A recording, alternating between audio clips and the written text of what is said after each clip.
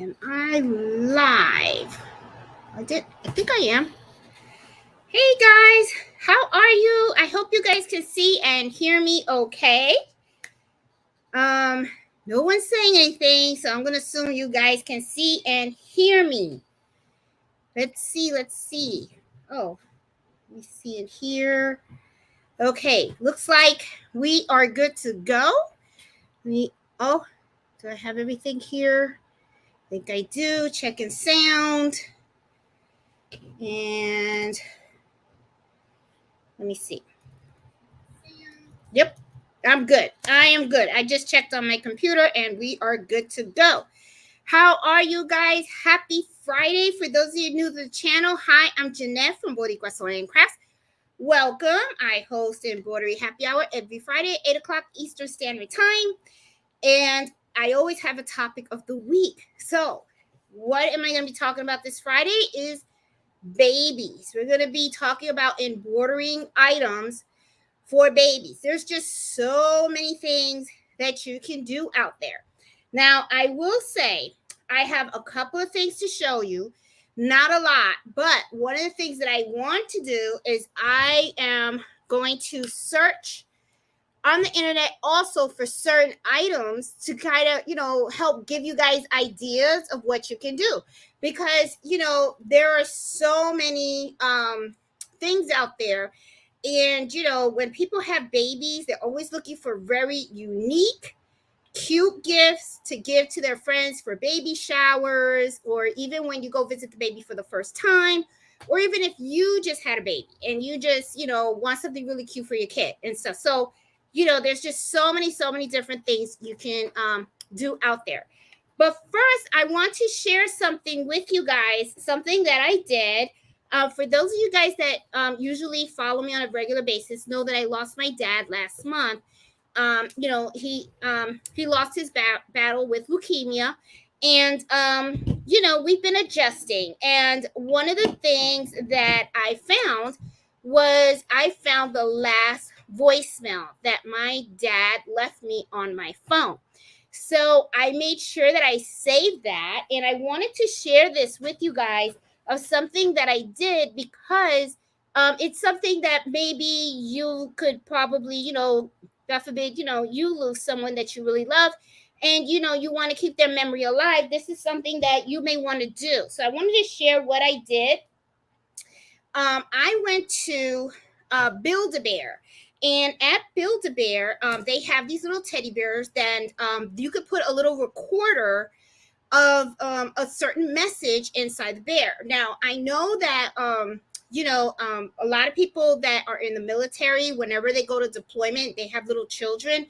This is something that they usually do. It's like they'll go to Build-A-Bear and they'll do a little recorder before they go on deployment, and they'll leave a little message to their children so that way they can play it at night, if they miss mom or dad.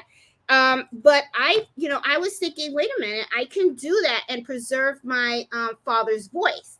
So in the Build-A-Bear, you can also like get little clothing for the bear. So what I did was I bought the shirt, which is just plain, and I went and I embroidered the shirt. So I bought two bears. I got one for me, one for my mom. This is the one that I made for my mom, and it says Mi Amor Nelson because that was my dad's name. And what I really like is when you press here, and I'm hoping you get to hear it.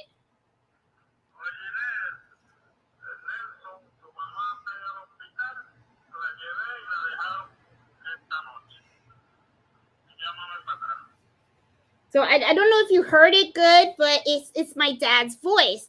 So what I did was I took my phone and I went over to Build-A-Bear, and they were able to record from my phone to this little recorder that they put inside the bear, and I just embroidered the shirt. So I'm going to be packaging this up tonight, and I'm going to be shipping it to my mom because I thought my mom would really like this because, they were married for like 56 years.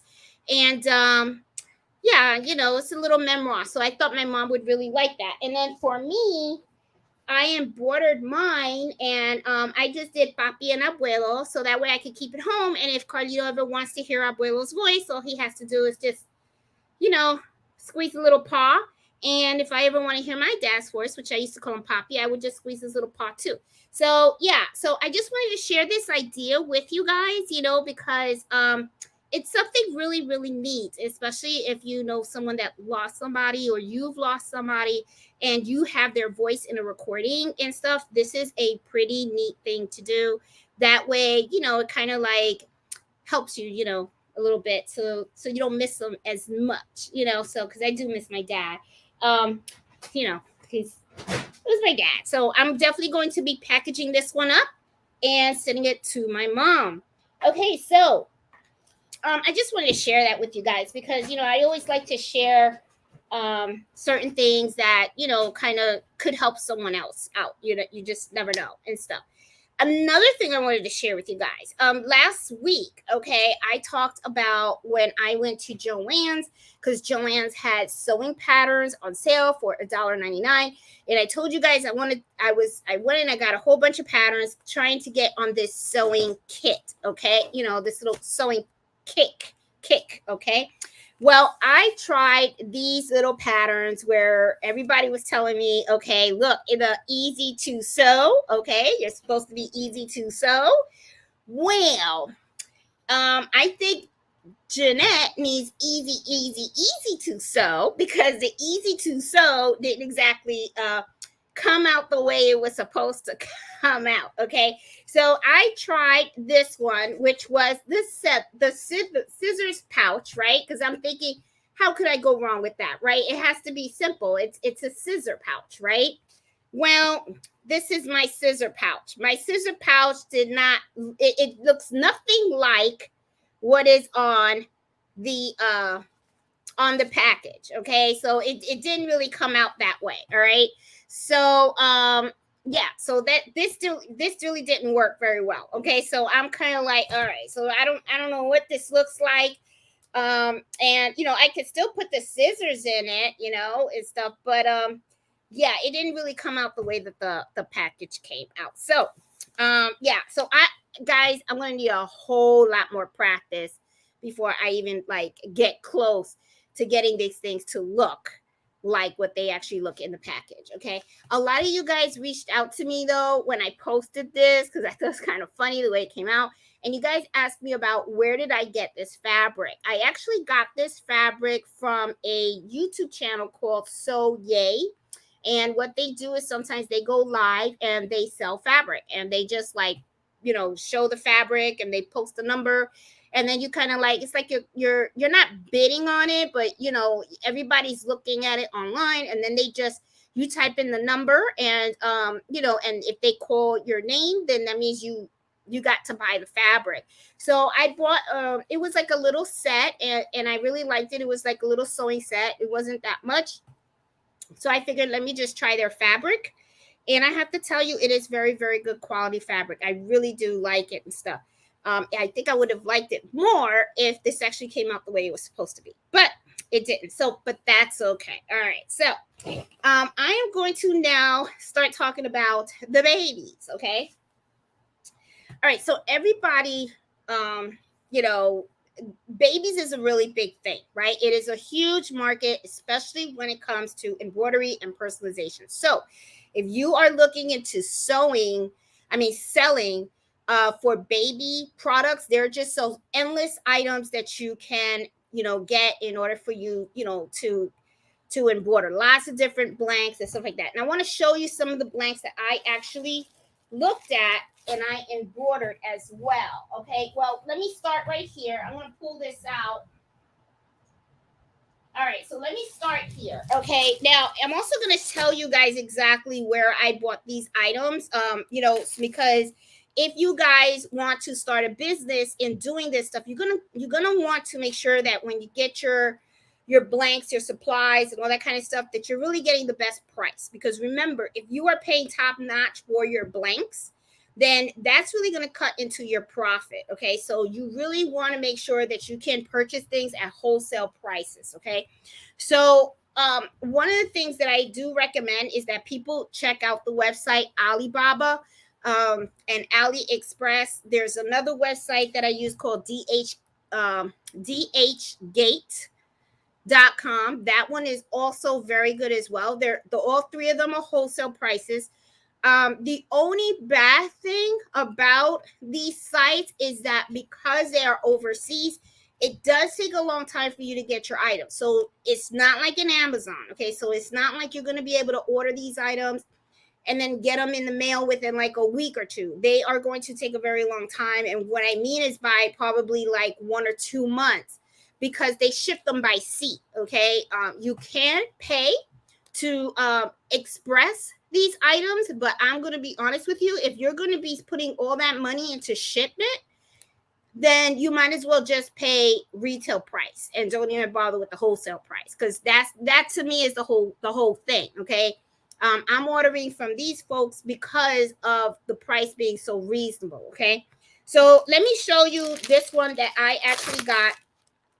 I have to admit though, I'm not too crazy about these. Okay, what happens is I was looking on Etsy, and that's one of the things that you really should be doing, especially if you're in business, is you should be looking at different shops out there and see what's selling, see what people are selling, what people are buying a lot of, what are the best sellers and everything like that. So, I saw these and somebody was selling these, but what they were doing was they were doing heat vinyl transfer on these. Okay, now I figured, well, let me just buy a couple. I just bought like a handful because I just wanted to see what it's like. Now this is a baby blanket, and one of the things that I like about it is it has the little edging on the side. Okay, so I thought this was a really nice touch. It's different, right?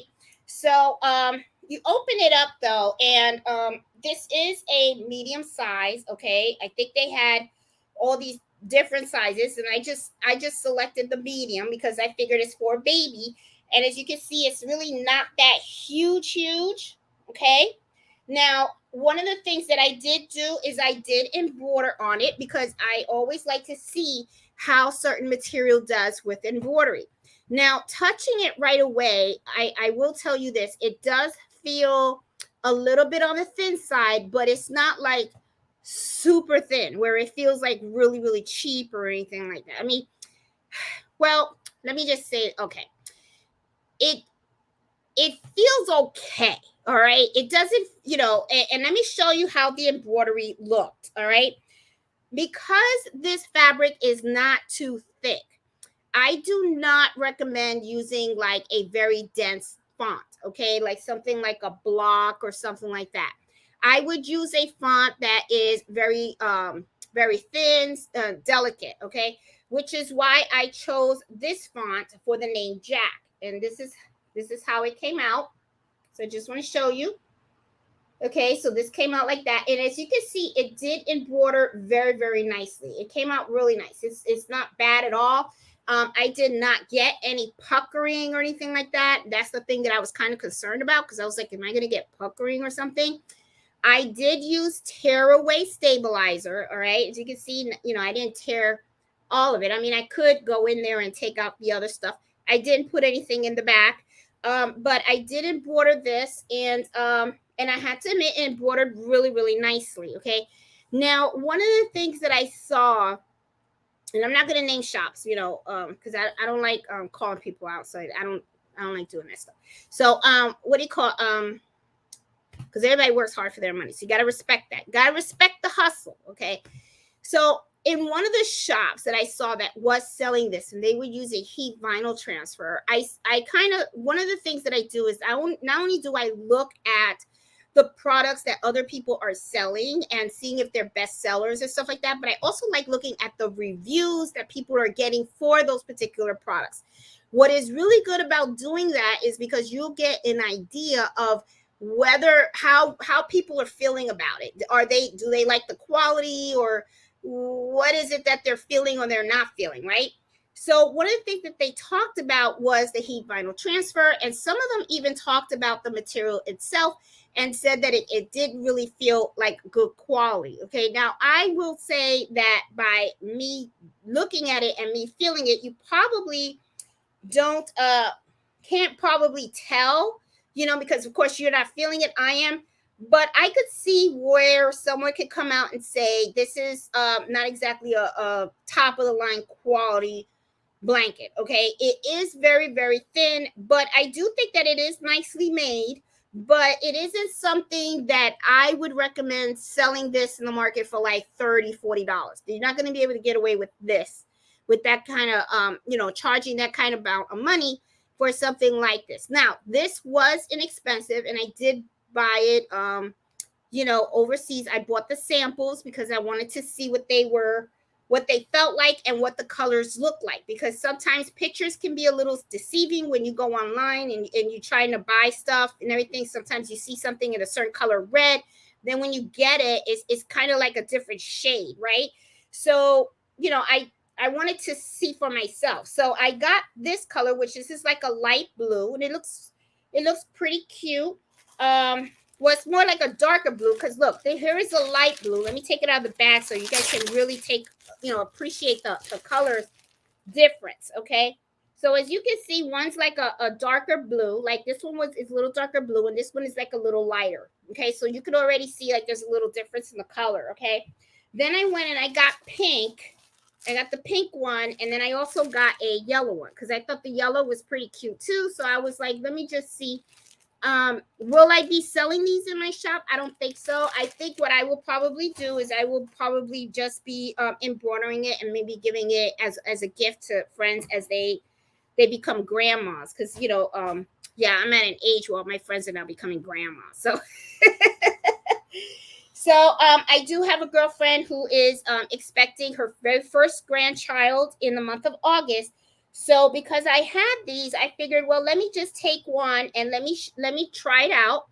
And I know the baby's going to be called Jack, and I tried it with this font and I really like it. So I figured this will go in the little gift basket, because I plan on making her a basket, and I plan on putting a whole bunch of little baby gifts in there.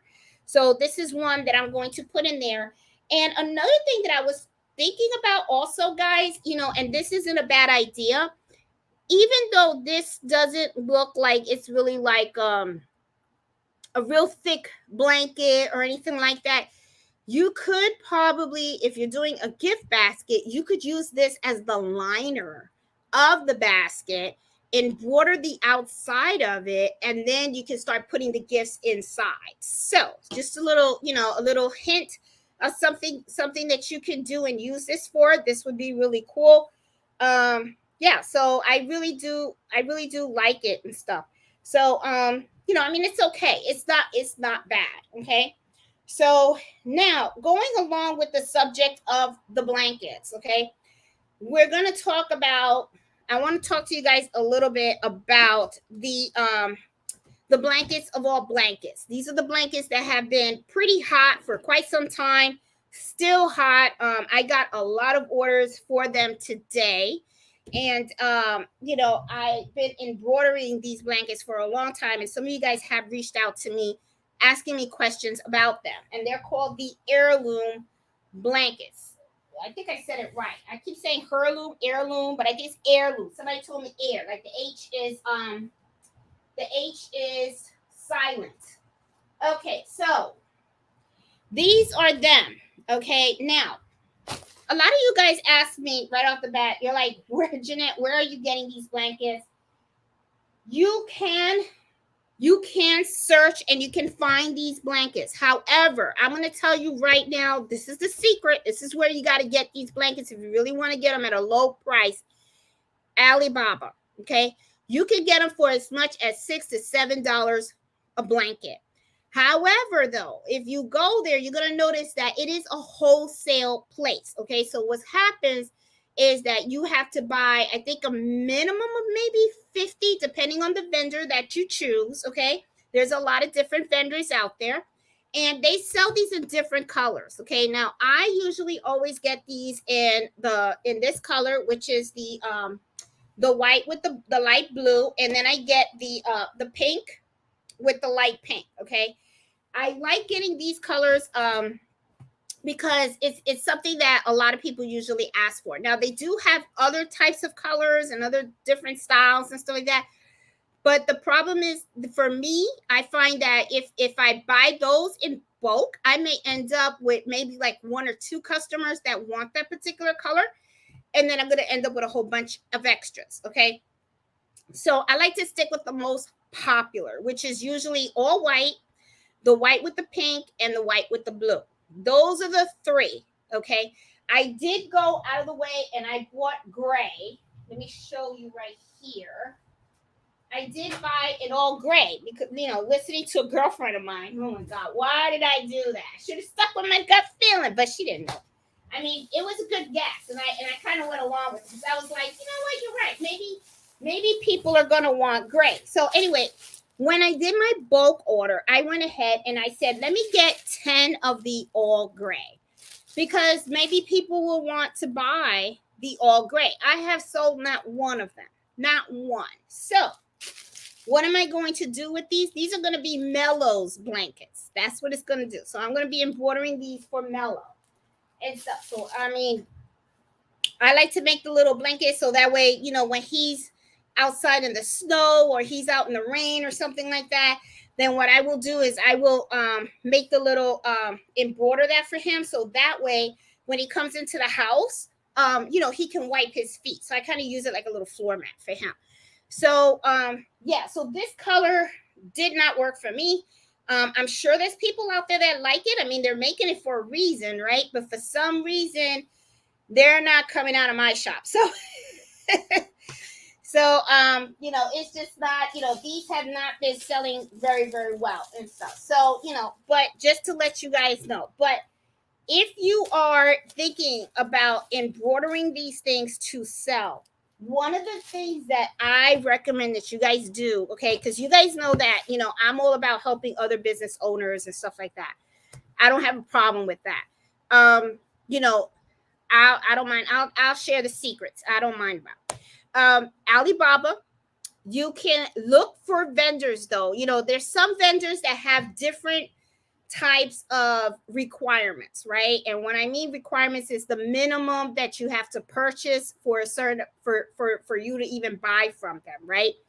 And of course, the more you buy, the more quantity that you buy, then the less they charge you, right? So what I usually do is I'll buy like 1 or 200 at a time.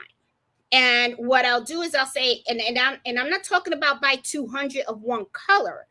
What I'm saying is, the quantity is like, let's say you got somebody that's the 50 or 60, right? 50 or 60. Let's say 60 for an easy number, right? So you got to buy a minimum of 60 and they're like $8 a blanket, right? So what you do is you just go and say, okay, well, give me 20 that are all white, 20 that are white with the pink trim, and 20 that are white with the blue trim. And then when you get the shipment, you have them in storage, you have them. And then when you sell it, you use it. And then as you see that you start to get low, then you can go ahead and you reorder it. But you do know that it takes about a month or 2 months to get the new order in. But that's what I would do, you know what I'm saying? Because like I said, if you don't start thinking about how much you're spending on your expenses, okay, that eats up on your profits. All right, seriously. So if you're really thinking about doing embroidery as its business, you got to make sure you think about these things. Okay, so to me, I know that there are lots of places out there where you can buy blanks and stuff like that, but the thing is, if you do the price comparison, you really end up being on top if you go directly to these vendors. Okay, and the manufacturers, actually, because they're the ones that are manufacturing it, instead of going through a vendor, because the vendor is really serving you as the middleman. Okay, so, and of course the vendor, they have to make money because they're buying these items from bulk, and it's so that they could sell to the person that really doesn't need 50 or 100, right? The person that only needs 1 or 2, right? So if you only need 1 or 2, or you only need like maybe 5 of these or something like that, then I totally get it. I mean, then why are you going to go out there and buy 50 or 60? You don't need 50 or 60. You're not interested in selling these. You're interested in just giving them as gifts. Then I got it. You know what I'm saying? So, because I know a lot of people have been reaching out to me. They're like, hey, Jeanette, where are you getting those blankets? Now, I do have the blank ones on my Etsy shop. I only sell 2 per customer. Okay. I do not offer free shipping on them for the simple fact that I am kind of like covering the cost. Okay. I really make no money when I sell the blanks. Really. I mean, literally, because think about it, Etsy gets their cut. I have to pay the Etsy listing fee. I have to pay Etsy their 6.5% of the sale. Plus I paid for the blanket and stuff like that. So, I actually kind of like make really like nothing, but just so I don't have like 300 of them sitting in here, because I do sell a lot, but I don't sell like so much that they disappear really quickly. And I know that, it'll kind of like get on everybody's nerves when they walk around the house and they see in the living room that I have all these things, right? So anyway, I really wanted to talk to you guys about the blankets, where I get them, where's the best place to get them, shop around. Okay. Google, I highly recommend Google heirloom baby blankets. Okay. And you'll see, if you go on google.com and you just type that in, you do a search, you'll see it'll probably pop up on Amazon, and you're probably going to see that it's like $24 one blanket. To me, that's like super overpriced. You'll see some shops on Etsy also that also sell the blanks as well, much more reasonable than the $24.99 that you see on Amazon. I'm sure they probably have other sites out there, but like I said, make sure you try to get the best price, because you want the best bang for your buck. Because, like I said, the more you spend, the less you make. You know what I'm saying? So, just wanted to share that with you guys. Okay, so let's talk about these heirloom blankets just a little more. Okay. I actually love the quality of these blankets. I have been ordering these blankets from the manufacturers for over a year now, and I have never had an issue. Okay. There have been 1 or 2 times where I have gotten a blanket where, they didn't sew the seam all the way, or it was a little bit, dirty and stuff. But I was able to take like a marker and get the dirt off. And I know it's because they're making them at the factory. They got thread all over the place and all that kind of stuff. So, stuff happens, but if it happens on 1 or 2, it's not a big deal. So what I do is the ones that I consider that are defective, I put those aside and I use those to actually sample new designs. Okay. Like, for instance, look at this one, Elma. This is a design that did not pass my test, and I'm going to tell you why. I had bought this design, okay, and I had to reach out to the digitizer, and I just said, you know what, forget about it, not even going to bother with it. But I want you to look at the letter E, and I want you to look at the bottom. Look at the bottom of the letter E. Look at that. Do you see that space? See?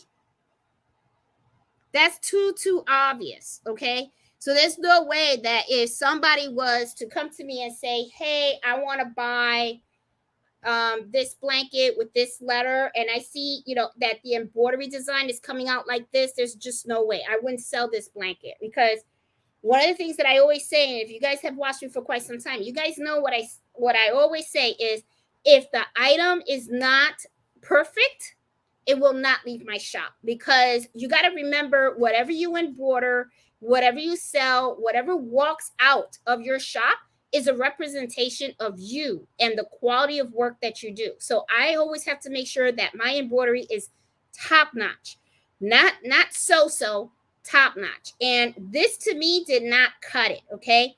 There is just no way. And I'm going to put this in the camera again. I mean, maybe to some people it would be okay, and they would say, oh, that wouldn't bother me. Well, it bothers me. I'll tell you, it bothers me. And if it bothers me, it won't leave my shop. Okay. So I'm going to put this up there, and I'm going to look right here. See this line? Now, I could go to Fossil, who's the guy that I use for digitizing, and I can ask him, can you go ahead and make this modification? But the thing is, I would, because this was the one letter from that font set that I bought that I saw was kind of screwy, I just did not want to invest any more money into this font set. So I just came out and said, no, I'm not going to bother, because if I have the digitizer fix the letter E, then if somebody comes in and buys something that, you know, like Pharaoh or whatever, and I need a letter F or another letter from the alphabet, and I see that those letters are defective too, I could end up spending a fortune. So sometimes you got to know when you cut your losses, right? And sometimes you gotta know when you kind of got a duh, you know. And this was a duh for me. Okay, so I was like, I'm not happy with the spacing right here, and I know for a fact that this is very obvious. This is not something that you can like take a marker or something or cover it up or restitch and stuff. This is a problem with the actual design. The fabric did not shift or anything. Okay, and let me see. And then this is the other thing too. See, and don't think that I don't just, you know, I don't think that I just stitched it once and then called it the day. All right, as you can see, this was the first one that we looked at and we saw the line. I went again, and here's the second one, and I stitched it out again. And as you can see, look at the bottom. So it is an issue with the design, okay? Because I like to double check to make sure. So you see that line right there? Not good. That's not good. I don't like it. You know, so yeah. So I was just like, don't want it. Okay, so these things, these blankets, very if I ever do get one that I find that it's maybe too dirty or defective or something like that, I put it aside, and those are the ones that I use for me to do sample stitches on, okay, which is like this one, okay. And usually this is a little tip for you guys. You know, when you look at this, right, and you open it up, you see there's a lot of circles in here, right? You can take this and you can sample stitch all over this. So you can take one that was bad, or if you got them all great, fine. Then just take one, and then what you can do is you know, just embroider on it. Take a picture of the embroidery, put that on your listing, and then, you know, you can just take snapshots of the whole blanket and stuff like that, you know. Now, these blankets are really, really good quality. They are very, very thick. And as you can see, they are pretty, pretty big too. Okay. They are big. I don't have the measurements on hand, but they're crib size. Okay. I really like the quilting that they put in here. And they feel really nice, really soft, very heavy and stuff. These blankets also serve for multiple purposes. And, you know, if it's not just for a baby, if you have a grandma and you want to do like a grandma a lap blanket for her, you can use this for a lap blanket. I actually use this as for a family heirloom blanket. And some of you guys have seen that video. I think it was 2 Christmases ago where I did one for my mom and dad, where I put the whole family tree. You know, they're very good quality. They're very thick. I like them. When I embroider on these, I do not use cutaway. I use tearaway. Okay, for those of you guys. Why do I use tearaway? Where there's no stretch. Okay, there is no stretch. Remember, if when you are embroidering clothes, like let's say this shirt, okay, this shirt is stretches, right? This is where you would use either a cutaway or a no-show mesh or something like that. Okay. That's what you would use for clothing. When it comes to fabrics of this nature, okay, that there is no give to it, it doesn't stretch at all in either direction, okay, that's when you would use a tearaway. Okay, so I just wanted to make sure that you guys know that. So let me see, did I do any other designs on this one? Yeah, I did. I did another design on this one. This one did not do very well. This was another era. So, you know, just want to show you the errors because, hey, I make mistakes too. Okay. We all make mistakes.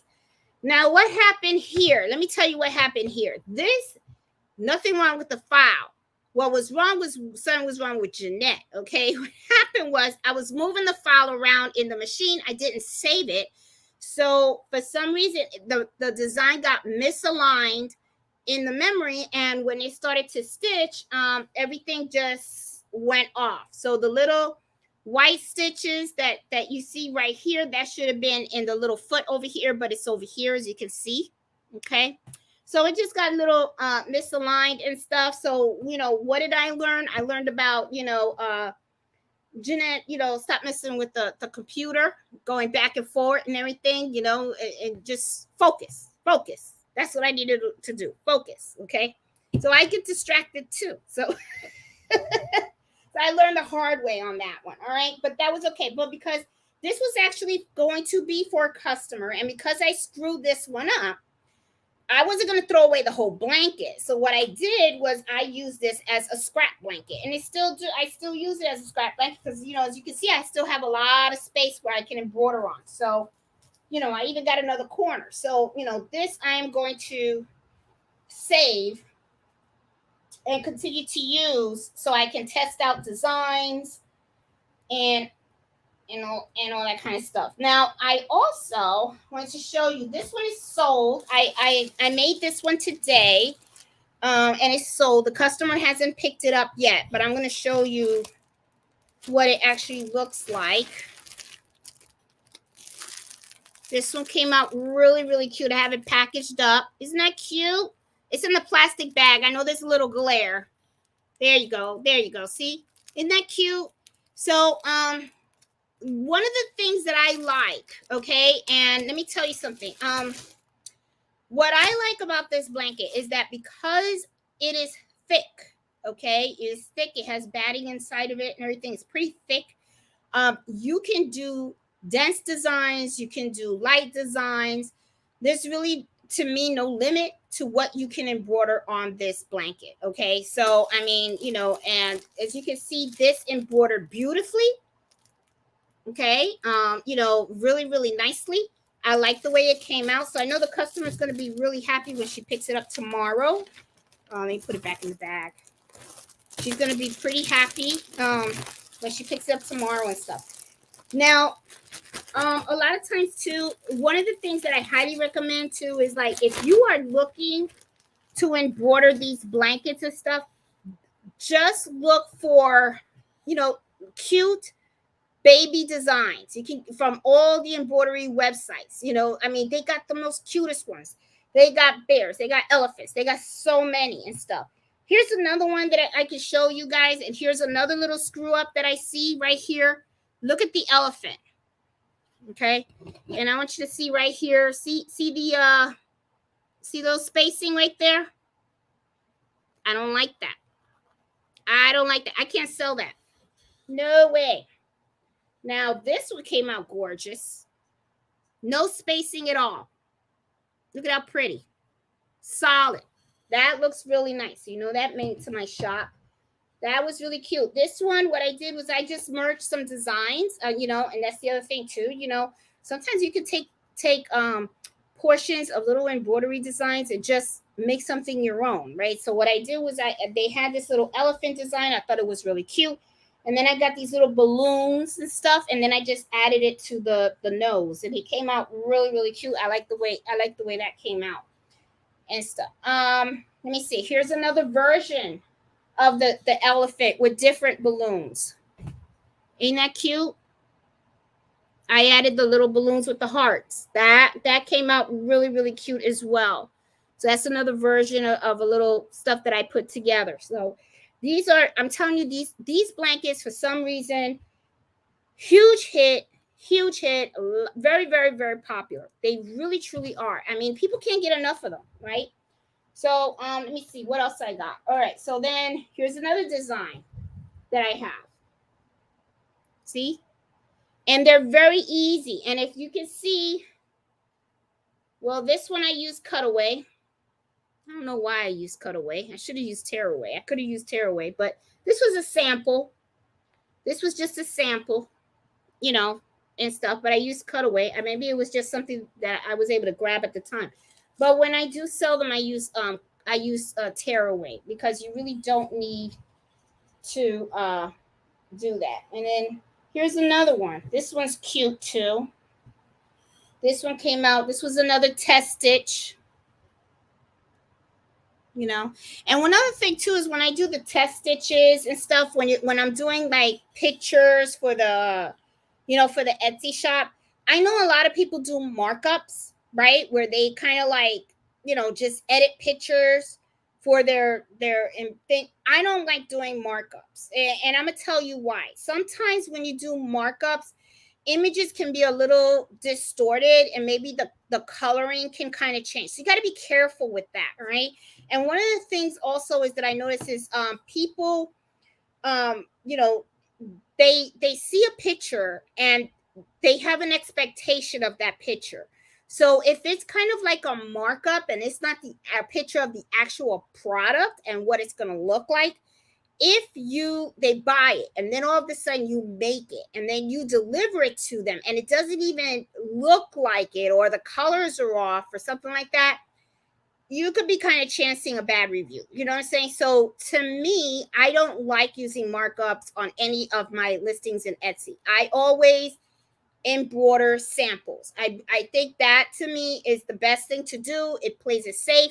The customer gets a true image of what they are purchasing. They see exactly what it's going to look like, embroidered, true colors and all. So, when I have my baby blankets out there, I take these sample blankets, and this is where I do my embroidery, and then this is where I take my actual picture, because it really does, give justice. And that is one of the things too that I kind of notice when I read the reviews that some of the customers leave me at my shop. They always say it looks exactly like the picture. And it looks exactly like the picture because the picture is the exact of what they're buying. You know what I'm saying? It's not a markup or anything like that. I didn't take a picture and do Photoshop or anything. I don't like doing any of that. I like it to be true and honest, because that way it is just, they know what they're getting. They know what they're getting. Because one of the big things that I find sometimes is miscommunication. A lot of times, they're seeing something, they think that that's what they're buying, and then next thing you know, boom, it's not even what what they're getting, and it just kind of like, it can, it's not good. It's just not good. You guys get what I'm saying, okay? And stuff. Okay, now on the other thing, I think I made another sale and stuff. Okay, I heard my Etsy go off. Look, another mistake, because I'm going to show you guys mistakes, okay? Because I don't want, see, this is the thing too, and I get a lot of comments about this in my channel as well. A lot of people really do kind of appreciate the fact that I don't just go on and tell you guys how to do things and stuff. I don't mind sharing the mistakes, for the simple reason of nobody in this earth is perfect, okay? As long as I have been doing this, as long as, and I love it, and I'm pretty knowledgeable in embroidery and stuff. I never want to say that I know everything, because I don't. Nobody does, okay? There's always room for learning. There's always new techniques that are coming out there and everything. But I don't care how long you've been doing stuff, you will always make mistakes. So if you're new, especially if you're new, you're going to make a lot of mistakes. So please don't get discouraged.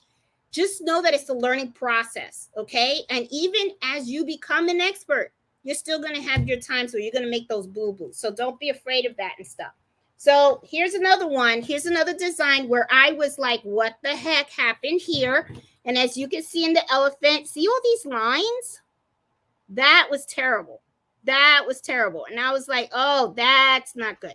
So I did reach out to the digitizer, and I know the digitizer did fix it for me, because they were like, oh, thanks for letting me know. I didn't know. I was trying to get the stitches out, because I was thinking, oh, I have some extra time. Let me see if I could just remove the stitches, and then maybe I could re-embroider on here. Well, as you can see, after I was done with the ear, I said, I'm done.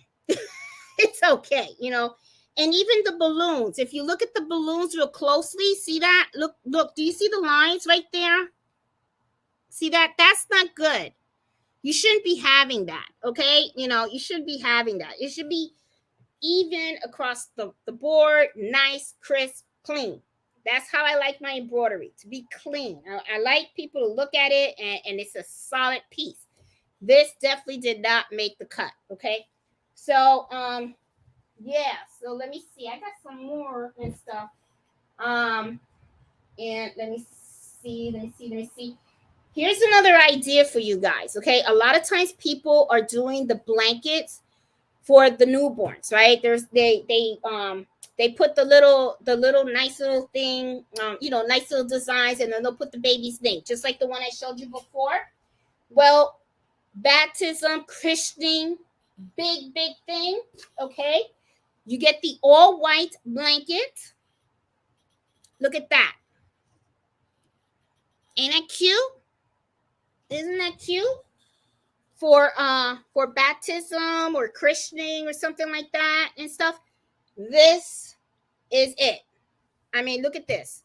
Get a nice, beautiful, nice, fancy font. Okay, something really nice for the occasion and stuff. And they have beautiful crosses. If you go ahead and you search for embroidery crosses and stuff like that, and this is all white.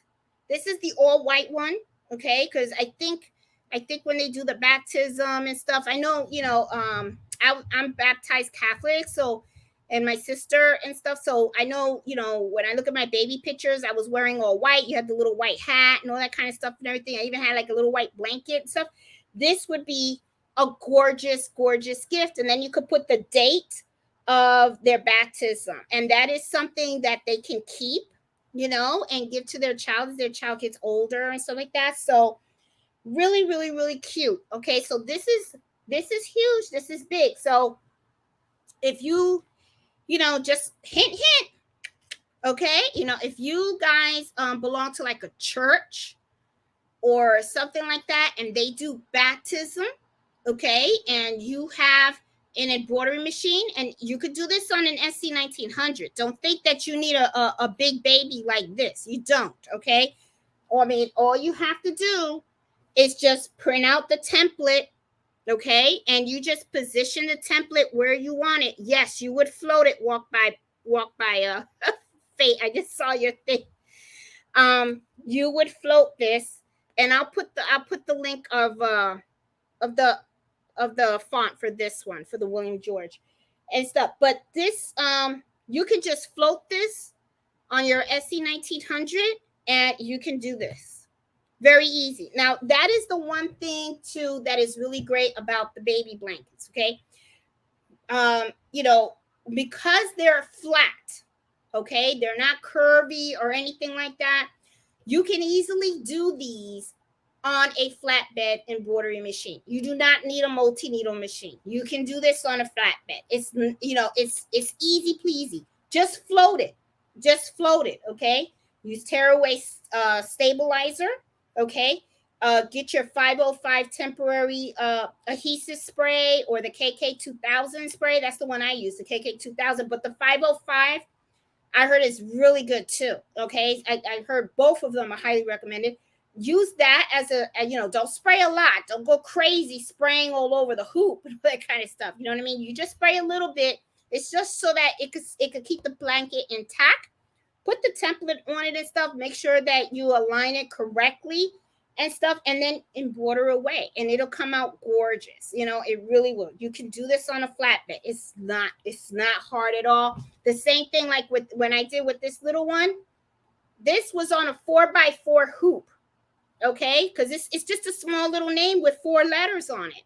That's all it is. And this is I think it's 2 inches. Was it 2 inches or an inch?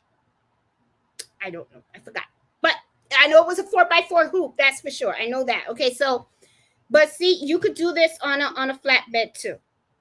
You could do this on a flatbed. Not a problem and stuff. Now, let me see what else I got in here. Okay, these are, man, do I have a lot of these.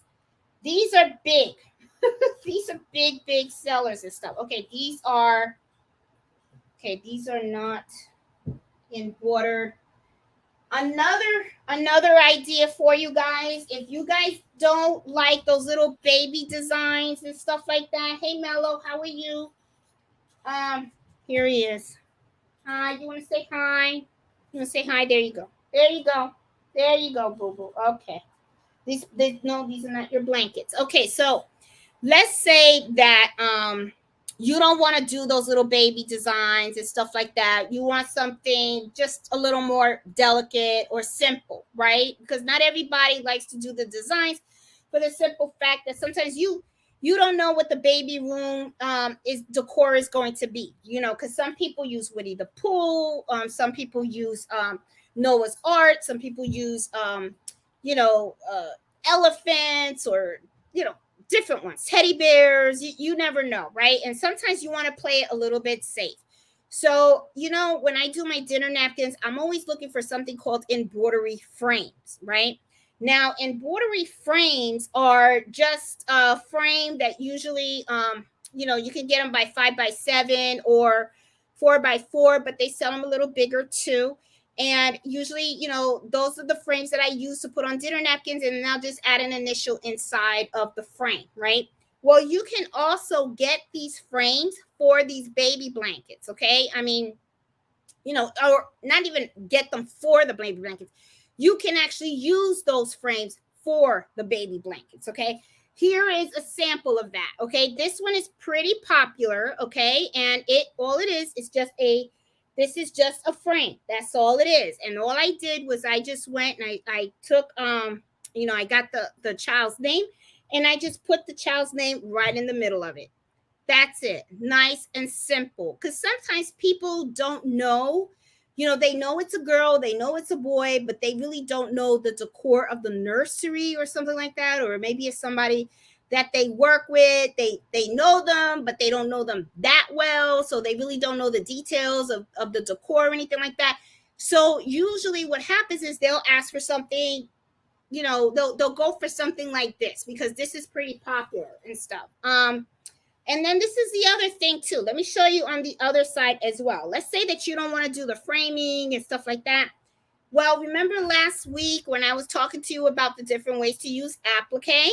Okay, well, this is another thing that you can do with applique. And I'm going to have a video that's going to be coming out this weekend because I have an order for a baby blanket where it is an embroidery design with the name. So it's going to be a mixture of embroidery with applique. Okay, so that's going to be a first time that I'm going to be doing something like that. So I'm going to videotape that tomorrow. So I will probably have it up there tomorrow night for you guys to look at, because I'm actually going to videotape it as I make the order, so you guys can see step by step how I do it. But this is actually applique on the heirloom blanket. Okay, so you know, look how cute that came out. Really, really, really cute. Okay, now what I, you know, as you can see what I would do, so that you know, I did not do that in this one because this was a sample blanket for the shop. Okay, like I said, I don't like to use markups or anything like that. I don't do that. So because this was a sample, I did not put heat vinyl transfer behind the letters. Okay, now if you are making this to sell it, I highly recommend that you do that. The heat vinyl transfer, I'm sorry, heat and bond. Heat and bond. Let me show you what it looks like, okay? Just in case you don't know. Because sometimes what happens is my mouth talks before my brain, okay? And I think that's what just happened now. When you're doing applique, okay, and you're using fabric, I'm going to slow down a little bit here. What'll happen is it can fray.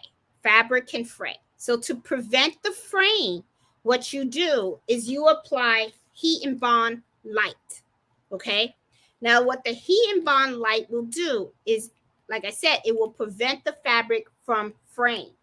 So let me see if I can show you, and I'm going to put this up on the camera so that you can see the type of fraying that can happen if you don't use this product when you're doing the applique. Okay, let me put this up. I'm going to show it to you.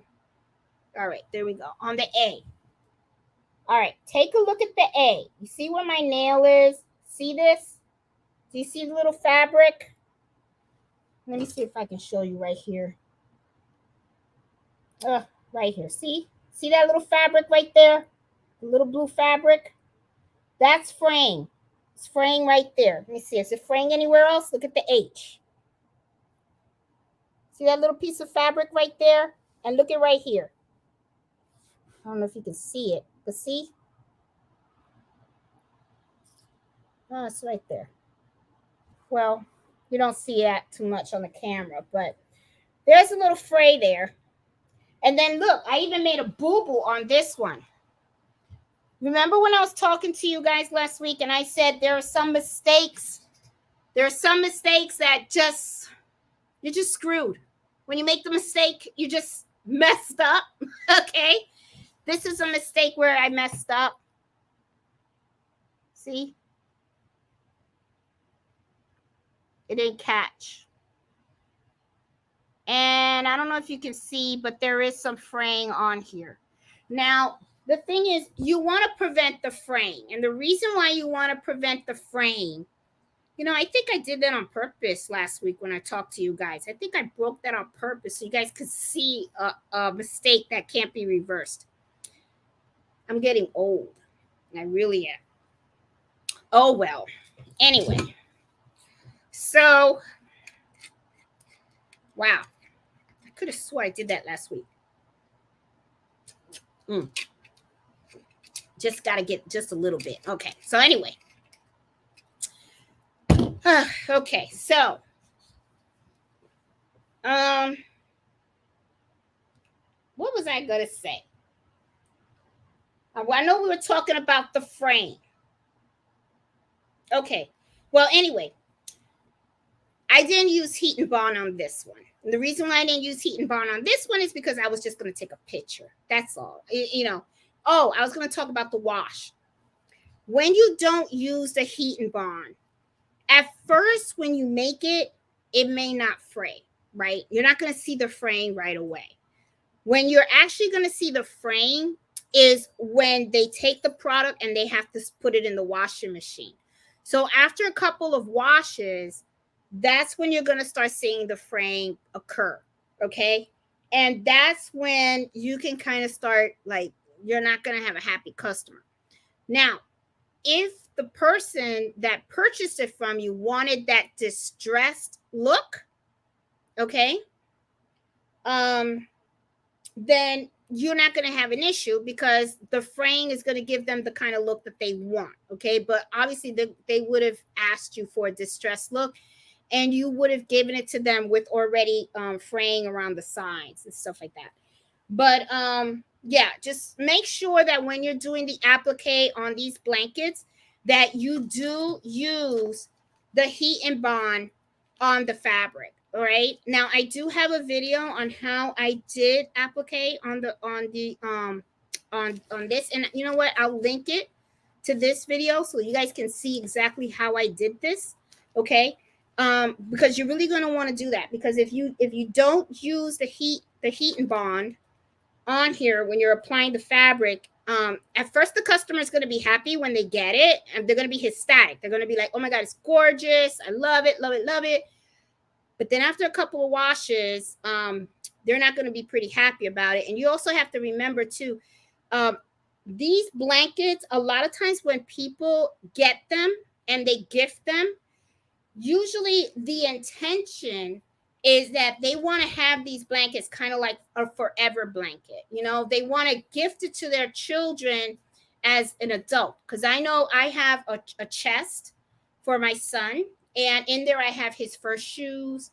I have the hair from his first haircut. I have the outfit he wore from the hospital. I have all this stuff, right? So, you know, you're going to want to, you know, you want to make sure that these blankets are perfect, for the simple fact that they are important to the customer. You know, trust me. I mean, you know, it means a lot to them. And knowing that it means a lot to them, it's not something that you're going to want to take lightly and stuff. So, yeah. So let me put this aside because I'm going to give this to my friend. Yeah, this is a neat idea, guys. And, you know, I'm going to start making more designs for the baptism, because I really don't know when baptisms are, like the first communions and stuff like that and everything. I have to double check this. But, you know, if you, like I said, if you guys are in a church or something like that, this will sell. Trust me, it will sell. You take this with you to church and you say, hey, would you like to order a blanket for your baby for their baptism or something like that? I would probably talk to the pastor or the father or something like that and see if this is something that they can help you sell, as parents come in for baptism, and they can say, hey, if you want to order a blanket, with the child's name on it and the day they're going to get baptized, contact this lady. She could do it. Okay. You can big money. I'm telling you, big money works really well, right? Right, Mello?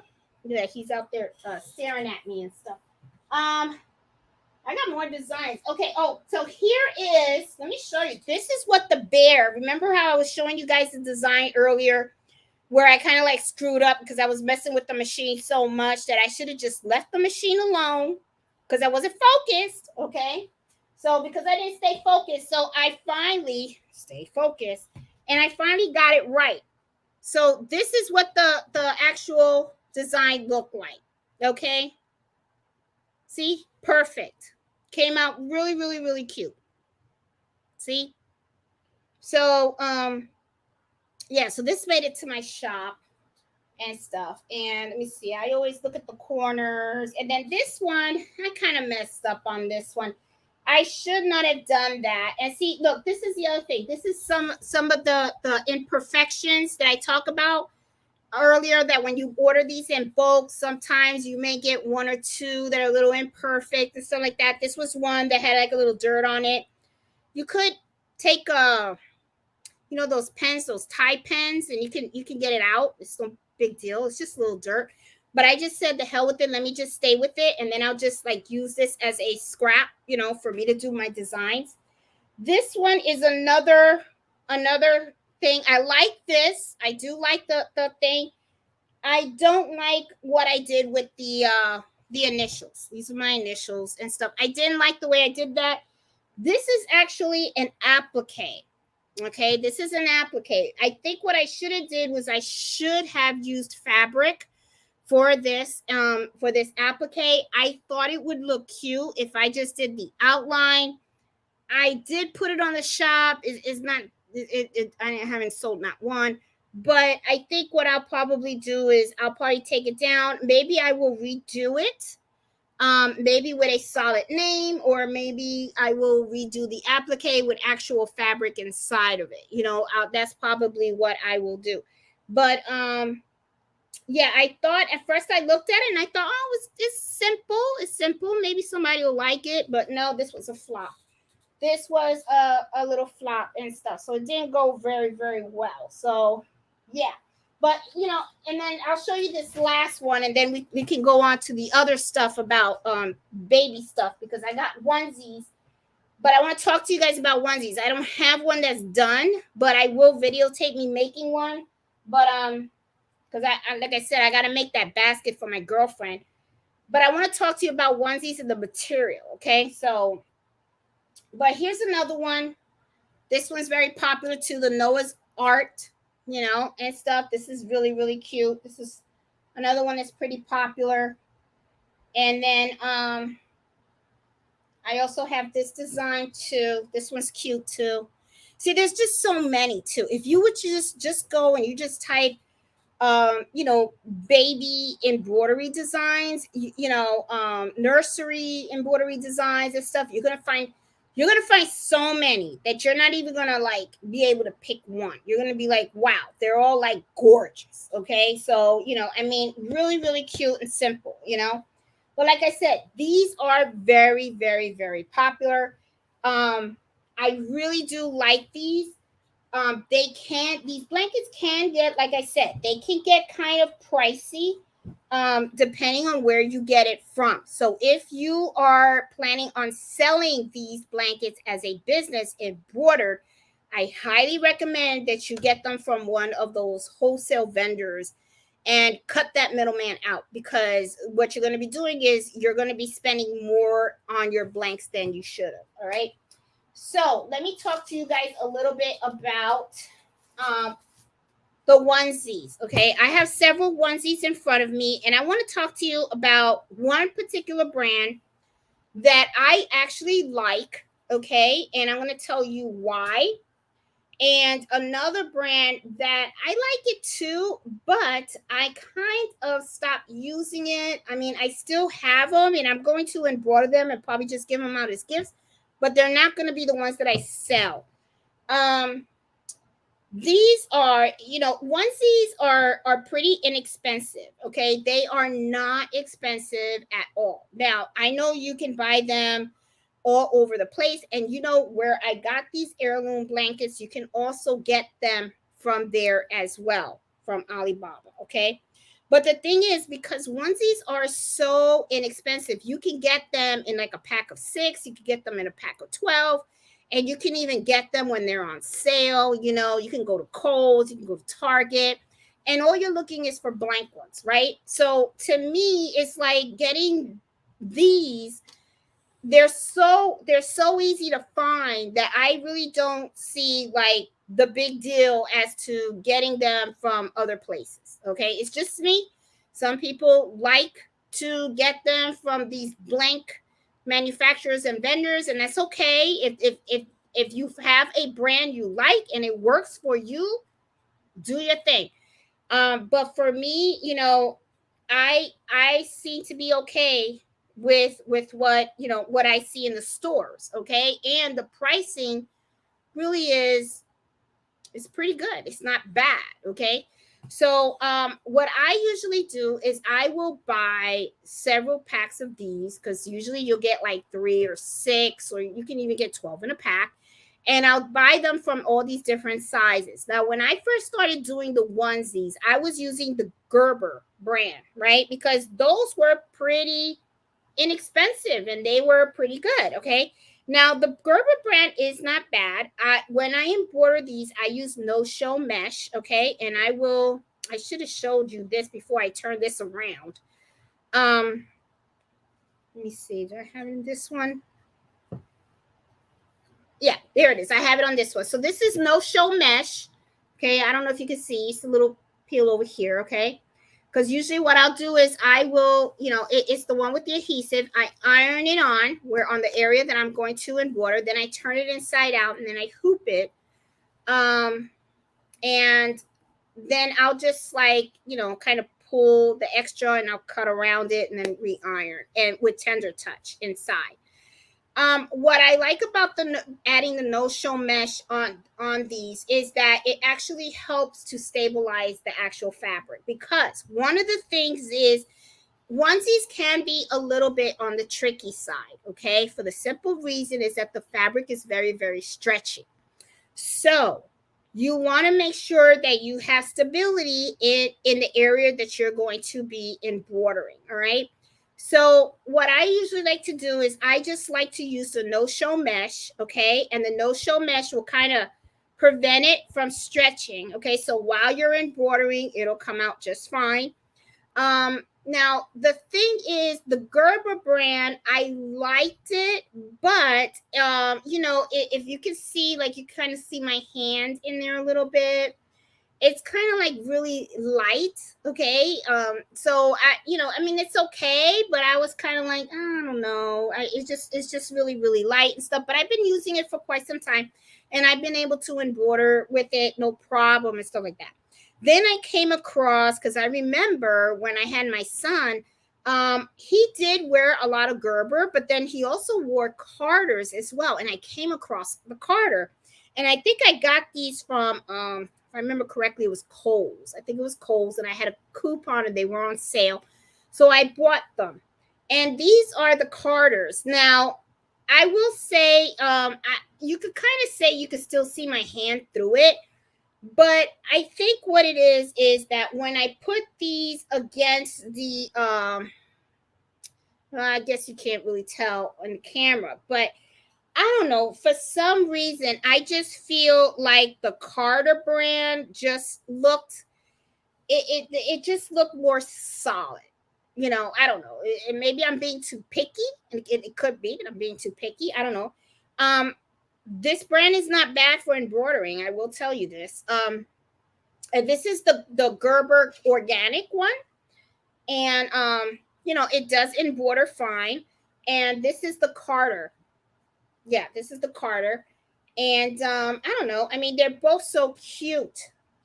Okay, they're so cute. When you look at them, they look so little and everything. Remind me of Carly when he was so little. And I used to, oh my goodness. Now he's a grown man. You gotta be careful with them babies. I'm telling you, it's that's why I don't hold babies. I don't hold babies because they have that baby smell, and every time you hold the baby, then it's like you want a baby. So you got to be careful. I always say babies are a trap, and stuff. And and be careful what your girlfriends tell you about. Oh, when you give birth, I mean, after it's all over, you don't remember it. That's not true. I remember everything because I felt it all, the pain. So that's another that don't be lying to girlfriends and tell them that that you don't feel the pain. But anyway, oh, it's so cute. I feel like I have a little birth cloth, like I'm gonna have baby birthday. All right, so I just wanted to talk to you guys about the fabric a little bit and stuff. Now, I actually prefer the Carters, okay, but I do have Gerbers, and I still do embroider on the Gerbers from time to time, as long as you do use the no-show mesh to provide the stability that you need to embroider on these. It's great. Now, of course, these are going to be very easy to embroider if you have a multi-needle machine because of this arm right here. Okay, you're going to be able to embroider that. However, though, if you have a flatbed machine, don't worry about it. You can still embroider these. Okay, they're just a little tricky to maneuver around the hoop area and stuff. And I do have a video on how to embroider one of these on a SC 1900. I actually did one and stuff. So, and very, very easy and stuff. You can do applique, you can embroider an applique on these things, and also be aware. That is another thing too that you should really think about. Be aware of the type of embroidery design that you pick to go on your onesies. Always think about the type of fabric, how delicate, how light they are, because if you pick something that is too dense, okay, you could run into the issue of puckering and stuff like that. So, when it comes to baby onesies, I always like to pick very light designs. I don't like anything on the heavy side, okay? All right, so I know I kind of like went off on a tangent, especially on those heirloom blankets because they are big. But another thing. Let's talk, now that I talked about baby onesies and stuff, I'm going to mention a couple of things also that you guys should be embroidering for babies, okay? Give you some ideas and stuff like that, okay? Let me see. All right, I got the blankets down. I got boy, did I talk blankets. Okay, the onesies. Little baby shirts. Get little baby shirts and stuff. For a while I was going online and I was buying these blank t-shirts, right? But then when I got them and I started to look at them, right? And these are ARB blanks, and they're good shirts. Don't get me wrong; they're very, very good shirts.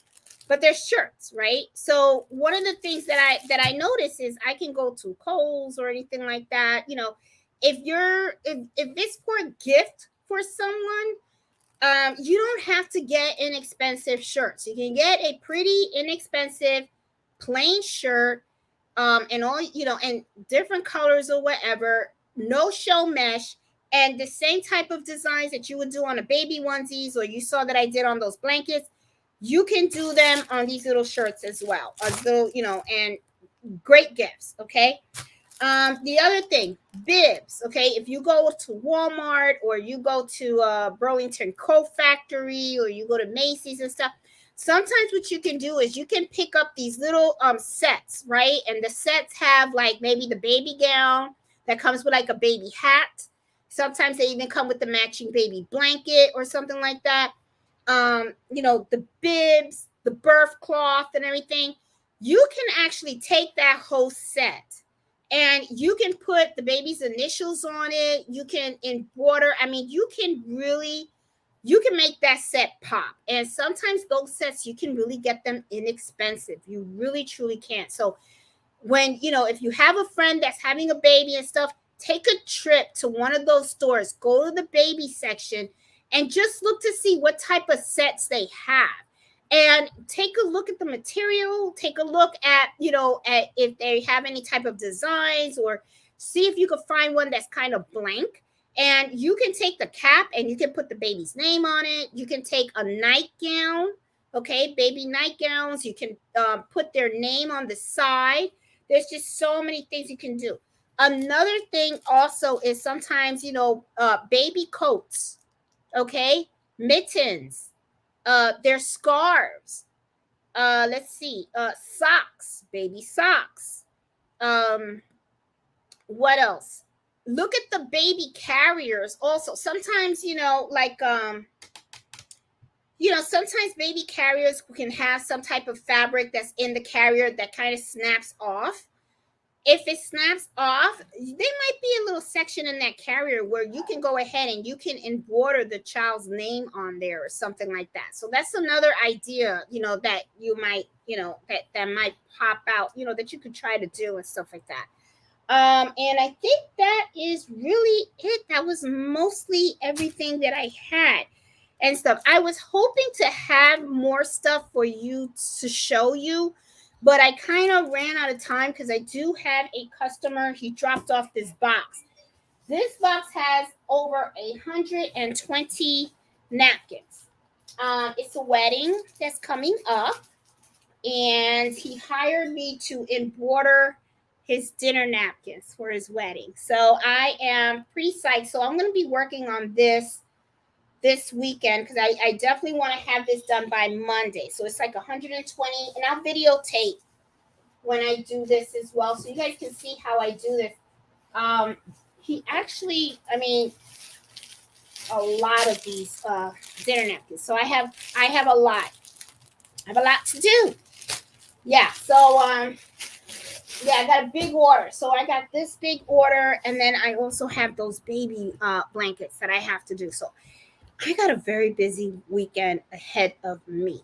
That is for sure. I am really going to be exhausted, but I'm doing what I love, so I'm okay. I'm okay with it, and stuff. So I am definitely going to have to put all this stuff away so that I can make sure that I have my craft room nice and neat, because for those of you guys that know me, you guys know I do not like a messy craft room at all, and stuff. So I like to always clean my area, and so that way I can be very focused and concentrate and have everything right where I need it to be. So if something happens and you look for something, I know exactly where it is. I don't like messes. I really don't. So, and especially when my room is small, it makes everything a lot easier and stuff. So now that we are done talking about the baby blankets and all that kind of stuff, and I gave you guys the full 111 on those baby Heirloom blankets, let me go down the chat because I always like to talk to you guys and answer any type of questions that you guys have. So let me go grab my mouse, and I'm going to start, let me push this out the way and start going down the chat and see how you guys are doing and stuff. I see Jenny. How are you? Oh, her drink is the Corona Premier. Well, Jenny, let me tell you, I bought my flocks. I got my flocks. Well, you guys don't know, my birthday's going to be next week. And one of the things, I always wanted one of these. And I went on Etsy and I ordered one. So, yeah. So this is my tequila. Okay. My little tequila that I'm going to carry around in my bag. Okay. So that when no one's looking, I'm going to pour a little bit in there and have some fun. And then here I have my water,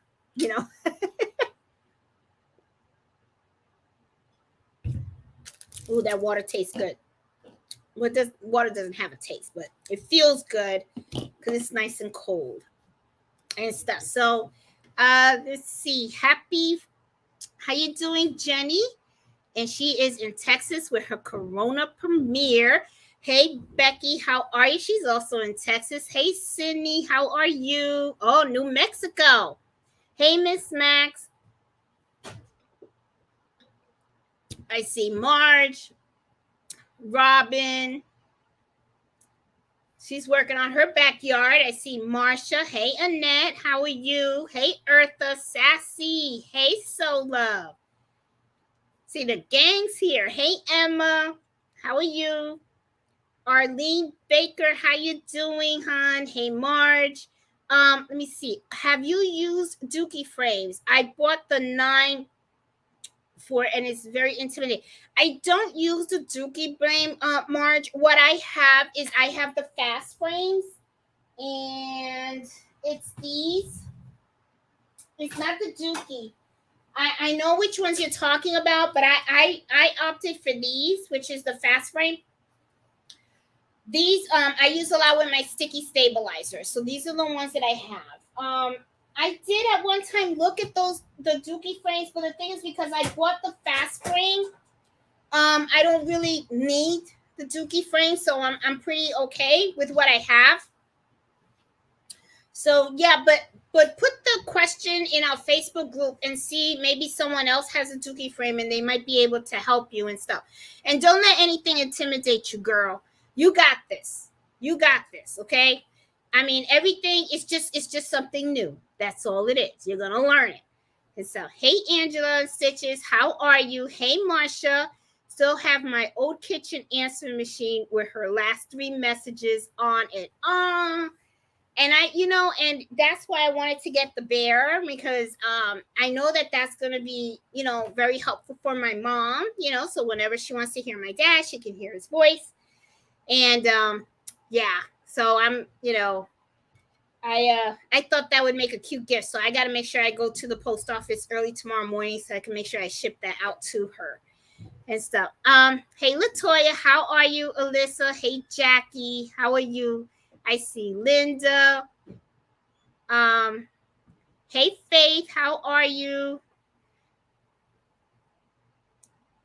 Oh, Latoya, thank you. Yes, if you totally. If you guys really like the information that I share with you guys, please give me a thumbs up. That helps the channel so much. Also, if you know of anyone that might enjoy these Friday nights happy hours, or even any of the videos that I show that you feel that they might learn, that they're also into embroidery and crafting, please feel free to share the channel. That would be awesome. Because I just like sharing the information with folks and stuff. So if you find that this information can help somebody else out there, go ahead and share it, please. Hey, Robin. Oh, everybody likes the idea with the bear. Yeah, I mean, I think my mom is really gonna love it. I was thinking about giving it to her for Christmas, but she has been feeling a little down because she is missing my dad. So I thought that would kind of lift her spirits a little bit, So I'm gonna definitely be putting it in the mail tomorrow for sure, and stuff. I'm so glad you went and got your bear. Your mom's gonna be thrilled. Yeah, she is. She's gonna really love it. Hey, Miss Banks, how are you? Miss Banks, I'm wearing your shirt. This is my favorite shirt. For you guys that don't know, Miss Banks gave me this shirt while I was going through my my little adventures with my family, trying to help my dad. So she got me this to cheer me up. And I gotta tell you, because the first time I couldn't go with Mello. And it was kind of depressing because I'm really attached to that dog. So she got me this shirt. She made it for me, and it's one of my favorites. I just love this shirt and stuff. So Miss Banks, I'm rocking it. Hey, Miss Shirley, how are you? Let's see. Hey, Terry, how you doing? For the scissor hanger, a little stiffer in front. Yeah, Becky, I think what it is that the pattern did call for batting. And I got a feeling that if I did not use batting, and if I had ironed, okay, I probably would have got a better look. Okay, so I am going to try again. I am not going to quit because, like I said, practice makes perfect. And this is just my first try. And I'm not even going to get rid of this because, I always like to keep my first stuff, because you always like to go back. And sometimes you look at your stuff and you laugh. You have a good laugh and you go, oh, my God, this is when I first started. So Yeah, so I'm gonna keep it. But yeah, Becky, don't worry. I mean, we'll see the second time around if it gets a little better. We'll see and stuff. Hey Miss Shirley, when I heard you last week saying you were gonna make those things without sewing experience, I had a feeling it may not go so well. Miss Shirley, how true it is. Well, let me tell you, this was like, I mean, and I looked at it, I said, this is jacked up. I said, oh my goodness. And let me tell you something, I didn't even have a drink. I was not drinking when I sewed this. So could you imagine if I had me some wine while I was sewing? I mean, this would be like, wow. But that's okay. That's okay. It's a memory. I mean, it does fit. The scissor does fit. I mean, I have to like scrunch it in a little bit, but that's okay. That's okay. You know, I mean, I'm still gonna use it. I'm still gonna use it, and I'm gonna show it off proudly.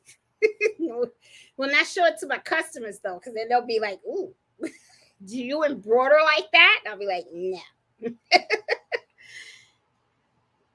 Hey Diane. Hey Annette. It takes practice sewing clothing. Yep, it does. I know. I know. I'm just gonna have to keep going at it. Hey Sassy. Yes.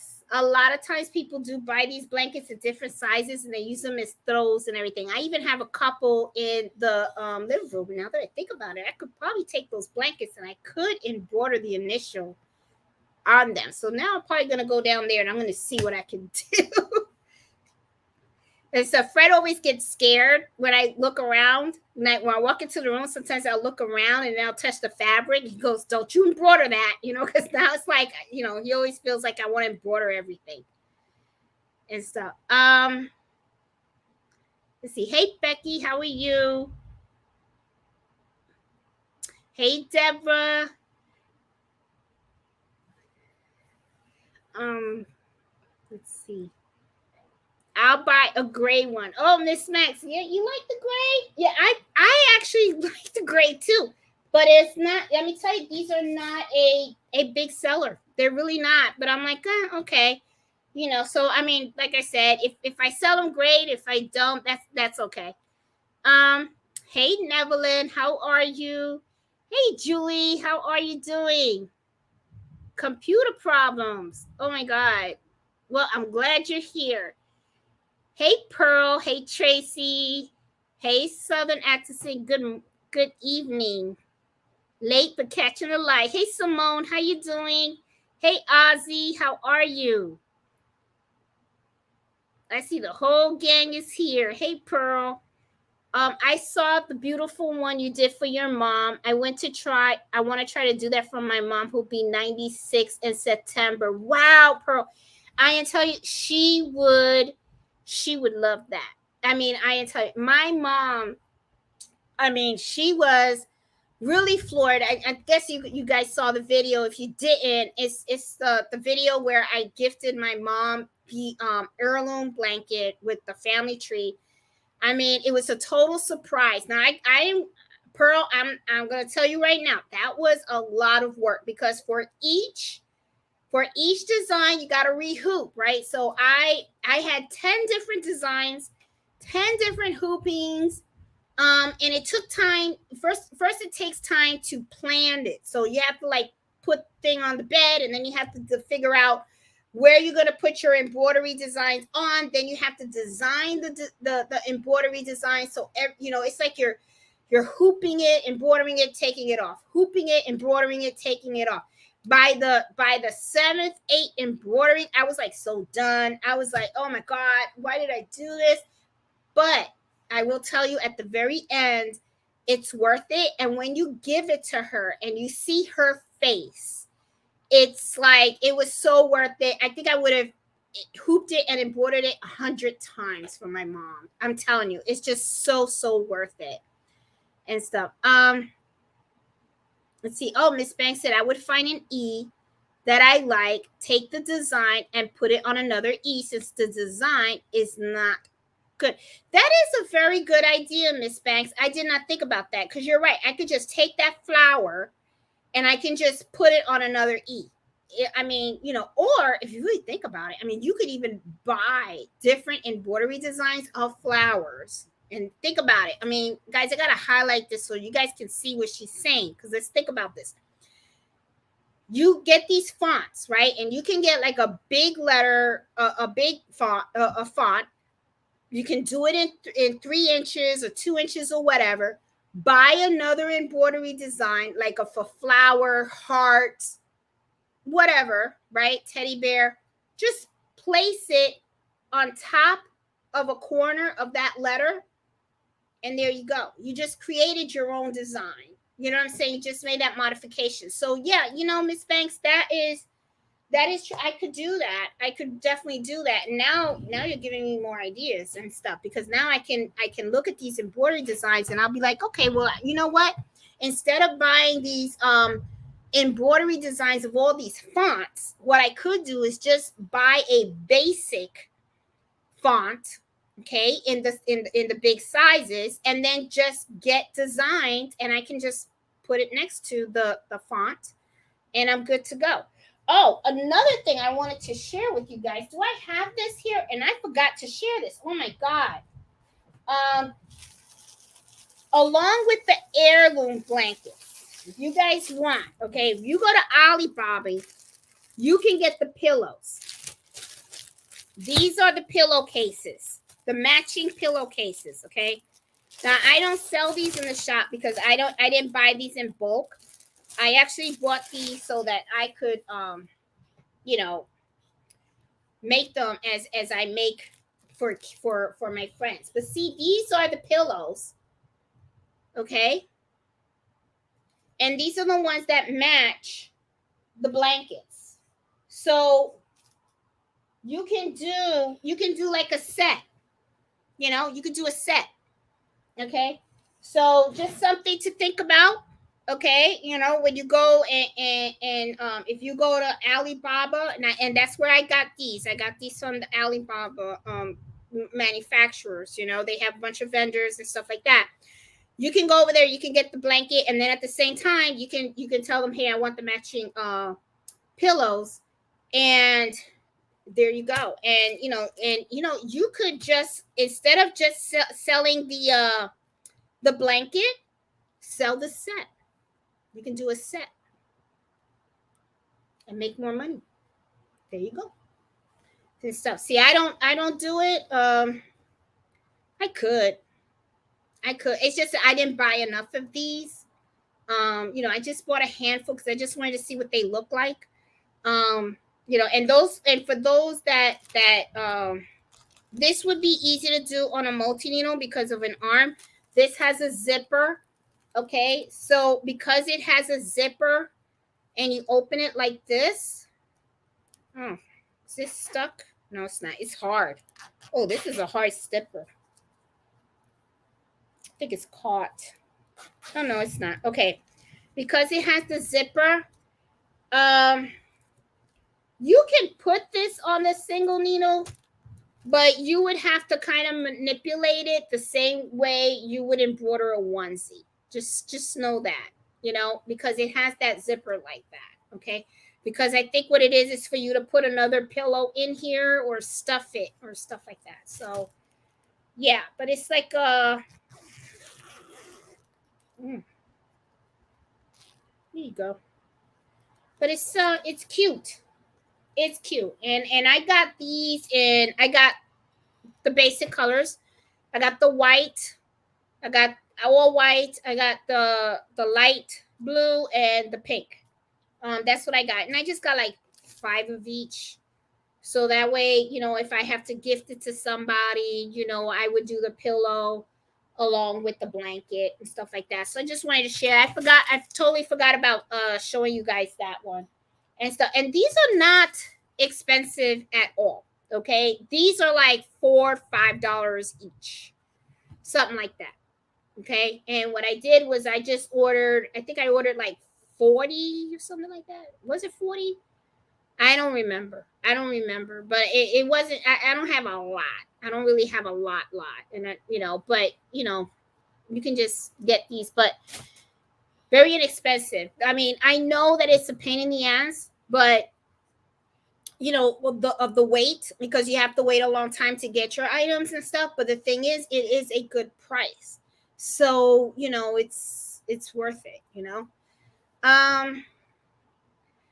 Let me see. Let me see. Hey Ozzy, how are you? Um, Annette's saying that she wants to do a memory blanket, but she doesn't have enough confidence. Well, you just gonna have to get that confidence, girl, in that, because you can do it. You can do it. It's not hard. Believe in yourself.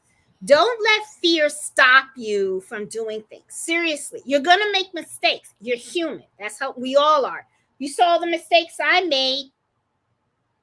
It's no big deal. It's no big deal. You know what you do? Invest in a really nice seam ripper or a Peggy stitch eraser. You'll be all right. You'll be all right. You're gonna make fonts. You're gonna make mistakes. That's just life. And so, hey Marsha, how are you? Let me see. How big are your designs on these baby blankets? They look so big. The ones for the baby blankets, Ozzy, is I use my 8x9 hoop. The mighty hoop that's 8x9. Those are the ones. That's the hoop size that I usually use. They're usually a little bit smaller, you know, because I kind of started off using that hoop. So if you go to your embroidery software and you get an 8x9 hoop, then make sure you get the design that fits right in there and stuff. So it's not a 5x7. It's a little bit bigger than a 5x7. I think it could be maybe a 6x10. No, I don't think it's a 6x10. It's not a 6x10, because if it's a 6x10, it would fit in an 8x9. It's bigger than 5x7. That's for sure, Ozzy. But that's the hoop size that I use. And of course, the embroidery design doesn't go up to an 8x9, because you know you have to have a little bit of clearance. Okay, so it gets just a little bit smaller. But I hope that helps, because I really don't know the exact size, but I can tell you what I use and stuff. Let me see. Let's see. You can do it on a single needle, Annette. Remember, the blankets are flat. The blankets are flat. You can do it. You can really do it and stuff. Hey, Evalair, how are you? Let me see. Yep, Marsha also gave a good idea too. Look, if you mess up on one of these blankets and stuff, absolutely. You can also cut it up and you can make pillows. You definitely can. Or, you know, and think about it too. This is like really good fabric. This is quilted. This is quilted fabric. And you don't even have to make pillows. You can make little little cases, little makeup cases or something like that. You can embroider them. There's so many things you can do with this. You know what I mean? It's fabric. You know, so you mess it up, big deal, you know. But I actually use it to just embroider more designs and make, you know, and take more pictures and stuff like that. So, you know, it works. It works. But yeah, but that's a, you know, what Marsha just said right there, making pillows. That's a very, very good idea. Hey J Love, how you doing? Q for little boy. Hey Valentina, do you use white only thread on the bobbin when you embroider? Yes, I do. And what stabilizer do you use? I use Tearaway, Valentina. So I do only use the white. And I use the white because the middle of the blanket is white. Now, I do have black bobbin thread, but I only use black bobbin thread when I am embroidering something that's really dark. Like, for instance, I just finished embroidering these dinner napkins. Okay, so for these dinner napkins, what I did was I used black bobbin thread.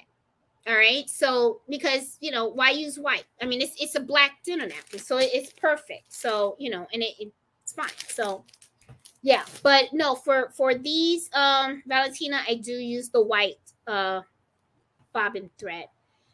Let's see, and going down, Walk by Faith. Do you still sell the blankets in your shop? I do have them. Walk by Faith. I do sell them. You know, like I said, I only sell 2 at a time though, and stuff. So Love, Alibaba is where I get them, but I do buy them from bulk. And I go directly to the manufacturers, okay, that actually make the blankets and stuff. I don't use a middleman to help cut down on the costs and stuff. Hey Allison, you have an awesome eye for detail, Jeanette. I'm learning a lot from you that I didn't know. Oh, Pearl, you're welcome. I'm glad you're learning and stuff. Believe me, you're gonna be you're gonna have an eye for detail too as you start to get better and better. What size font? I use 1-inch size fonts on the Heirloom baby blankets. You don't want the font to be too big. Okay, that's the thing. All right, so 1 inch to me, I find is sufficient, because what really should be big is the design, and then you want the name, but you don't want the name too small either, because you want people to see it. You don't want, so I feel that the design with a 1-inch size font gives it a perfect balance. Okay, so that's what I use. Iris, hey Debbie, how are you? Hey Rosie, oh thank you, I'm glad that you like my teaching style. Love that shirt, Jill. Thank you. That's from Miss Banks. Miss Banks made my shirt. Hey Danny Tech Repair. What is a good stabilizer for stretchy fabric? Okay, I actually use no-show mesh for stretchy fabric. Also, when we're talking stretchy fabric, think about your item as well. I'll give you an example of that. Like, let's say we have a polo shirt, right? And the polo shirt is pretty stretchy. I would do a no-show mesh, but at the same time, I put cutaway stabilizer, all right? The other thing also is, think about the weight of your fabric as well. The reason why a lot of times people use a no-show mesh is because sometimes when you have a fabric that's very light, okay, I'll give an example. Let's say you have something that's extremely light, okay, like this onesie. Let's see, do I have, here's cutaway stabilizer, okay. I don't know if this is going to be a good demonstration for you, Danny, but sometimes what happens is, if you have a very light, and I think you can't see it. I think you can. If you really look closely, I'm trying to. There you go.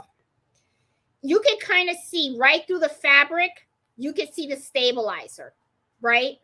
Okay. So what ends up happening is that can be kind of tacky. It can be, can be kind of funky. So when you have a fabric that is very, light, kind of like see-through, and then it's stretchy, my recommendation is to use no-show mesh. No-show mesh is what's on here right now, okay? This is the no-show mesh on here, and I don't know if you can really see, but see, this is the no-show mesh right here, okay? And as you can see, you can't really see it too well. I mean, you see it a little bit, but it's not as like boom in your face, okay? And no-show mesh is strong, so as you can see, it's not gonna stretch, okay? So you can embroider on it, and then after you finish embroidering it, you can, sometimes people will peel it off and they just cut around it, okay? And it's light, so that it doesn't show really bad through the fabric.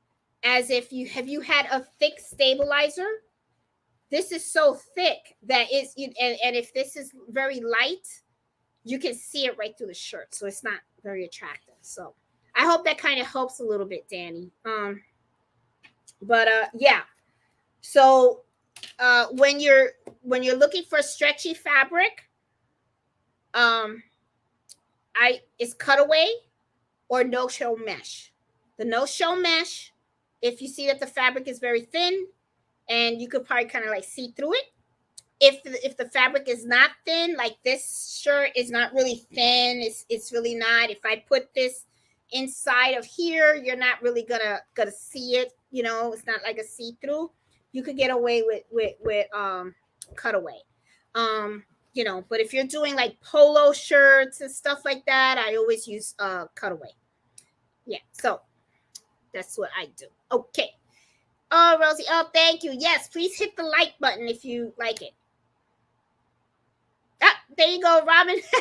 Robin agrees. She said cutaway and no show mesh. There you go. Love the Blake. Thanks, Debbie. No show mesh water top.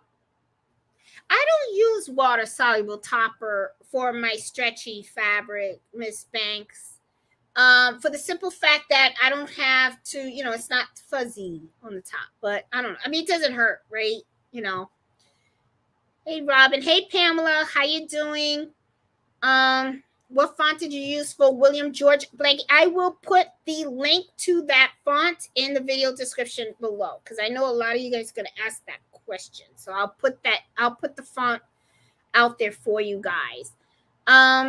If you embroider the blanket on a single needle, would you float it? Yes, Walk by Faith, I would. I would float the blanket. Love the baptism. Great idea. It is. It is. I mean, beautiful. As we speak, I'm making a pillow for an associate at my church. See, Pamela, I'm telling you, I mean, nobody really thinks about that, you know, but that the all white for baptism, perfect. It's a perfect get very memorable. It's very memorable. It's a keepsake. It's a keepsake bank. Believe me, they're gonna love it if you give it. So if you have like a grandbaby and it's gonna get baptized or whatever, I mean, perfect gift. It just couldn't be any more perfect. And so, and you know, and this is the other thing too, you know, like sometimes the babies, they wear like the little, you know, the all white. You can put their initials on it, or better yet, okay, if you get the small fonts, put the initials of the baby on the sleeve of their baptism outfit, okay, their initials. Or you can put the initials of the godparents. There you go. Put the initials of the godparents with the date that they were baptized on the sleeve or somewhere on the outfit. Doesn't have to be a big one, just very little. Make sure you use 65 9 needle with a 60 weight thread for little fine things. There's an idea. So, you know, little baptism, if they have a little dress or something like that, maybe in the corner of the dress and stuff, you can put the initials of the baby or of the godparents with the date. I mean, very, it's you know, it's like you just turned, you know, by doing that, you just took something, you know, that was just really, it was I don't want to say it's an ordinary dress, because it's an outfit for a very special occasion.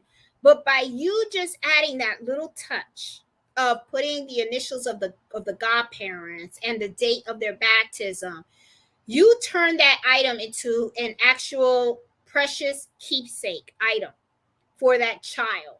And you know, so, you know, just think about that. You know, I mean, that's one of the things that I truly love about embroidery, because the touches that you can make on a simple item, it's flawless. It really is. It's like, I just feel like we have, like, our needles are our magic wands. You know, that's how I feel. It's like, they're the magic wands that turn simple things into the most, like, it's like priceless gifts. You know, it's like, you know, think about it. You know, if you know, you took that baby gown or something and just put the little initials of the godparents in one sleeve, initials maybe of the parents in the other sleeve, and then maybe in the bottom of the gown the date of the baptism. I mean, how special is that? It's like, oh, they'll be talking about you. They'll be like, did you see what she did? Ah, I'm telling you. So yeah. So Pamela, Another idea for you. I'm just saying.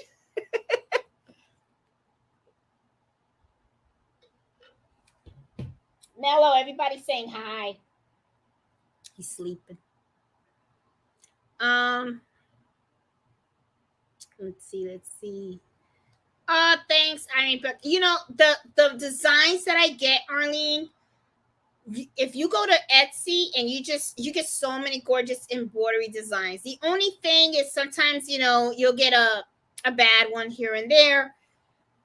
But the designs, I gotta tell you, you can get embroidery designs for like $1, $2. They don't really cost that much, and you know, they're just like great, you know. So I mean, but thanks. I'm glad you like the designs. Let's see. Iris says not only does it keep for frame, but also prevents it from getting too wrinkled. Did not think about that. You are correct. Yes. How do you cut your fabric? You cut the fabric with after you have the placement stitch in the design, Annette.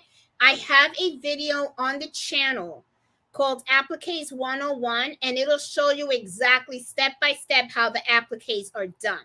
All right, and you're gonna see the steps where you actually cut the fabric and stuff. So I would recommend watch that video, and you're gonna learn all the process, and you'll be like, oh, okay, it's actually pretty fun.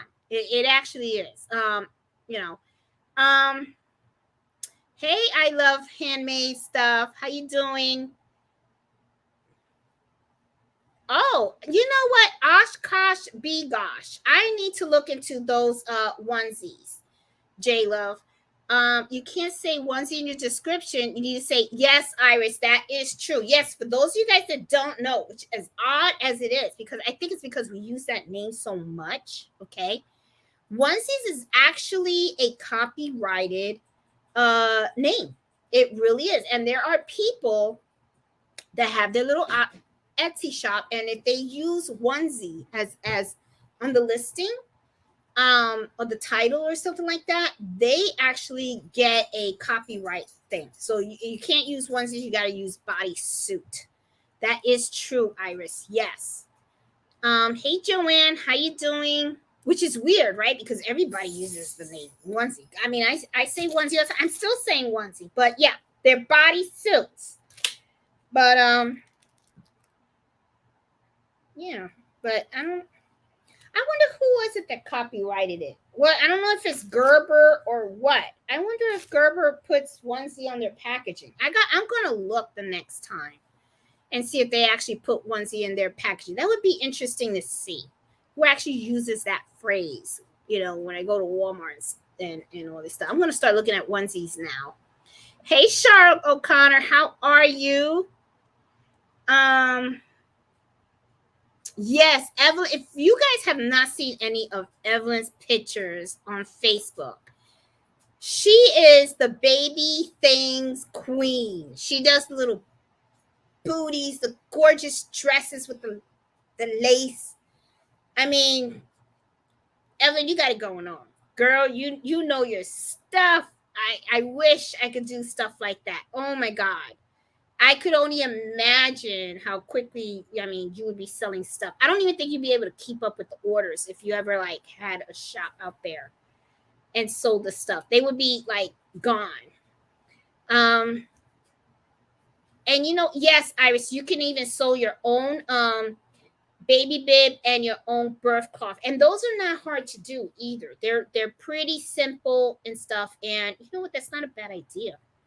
You know, maybe I should add that to my gift basket. I think Iris, gave me an idea. I think I'm going to do that. Oh, thank you. Yes, I am going to turn 55 the 16th of July. You believe that? 55 years old, the big 55. Do you have a favorite brand of stabilizers and embroidery thread? I'm picking up my brother. Okay, with stabilizers. I actually like the Brother Reed stabilizer that I usually get from Amazon, and Christina, I actually have an Amazon shop where I have all the stuff that I usually buy, and it has like all the stabilizers and everything. Another place you may want to check out, and I have the link in the video description, is allstitch.com. Allstitch.com also has pretty good things. The only thing is they're not free shipping, and just my recommendation: do your price comparison, okay? Because embroidery supplies are not cheap. I'm going to tell you right up front. All right. I mean, I know you said you're picking up your machine. Machines are expensive, and when you start getting into this stuff and you start buying stabilizer thread and all that kind of stuff, it can get kind of pricey. You want to make sure you get good quality stuff, but the thing is, you don't want to break the bank either. Okay. So as for threads, I like using Madeira. I'm perfectly happy with my sim threads, my Embroidery thread, the candle, what's it called? The candle threads. I use that as well. Not a problem with that. What else I got up here that I'm using? I use Glide as well. Those are good threads as well. I mean, I have personally not come across a brand of thread where I'm just like, oh, this is like bleh, when it comes to metallic thread though, even though other like Brother Reed and all that stuff have metallic thread, when it comes to metallic thread, I love Kingstar. I think Kingstar is the one that breaks a lot less, but do remember that metallic thread is, I keep saying thread. Metallic thread is different from polyester thread, okay? Metallic thread is kind of like embroidering with a very thin wire kind of thread, okay? So you got to slow down your machine, all right? Which is an issue that a lot of people have. Like they don't slow down their machine and then they complain that the thread breaks a lot. Well, it's not the same type of material. But just check out my some of the links that I have and stuff, and look at some of those brands and make sure you shop around and all that kind of stuff. Go to Joanne, sometimes have some embroidery thread. They got like silky thread. Those are good threads too. Make sure you use your coupon and everything. Hobby Lobby, I don't see too many threads, embroidery thread there. Go to your local sewing shop as well. Sometimes they have embroidery thread there as well and stuff like that. So just shop around. Try different brands also, because depending who you talk to, some people like one brand versus the other and stuff. I'm pretty neutral with all the brands as long as they work and they give me a good, clean finish. I'm happy. Okay, so some people are brand name Pacific. Me, I'm quality Pacific. Okay, I don't mind paying extra for good quality, but I don't mind paying less for good quality either. So as long as the thread works for me, I'm good. So yeah. So oh, Ozzy, it's your birthday too. Happy birthday. Yes, Miss Shirley's birthday's coming up too.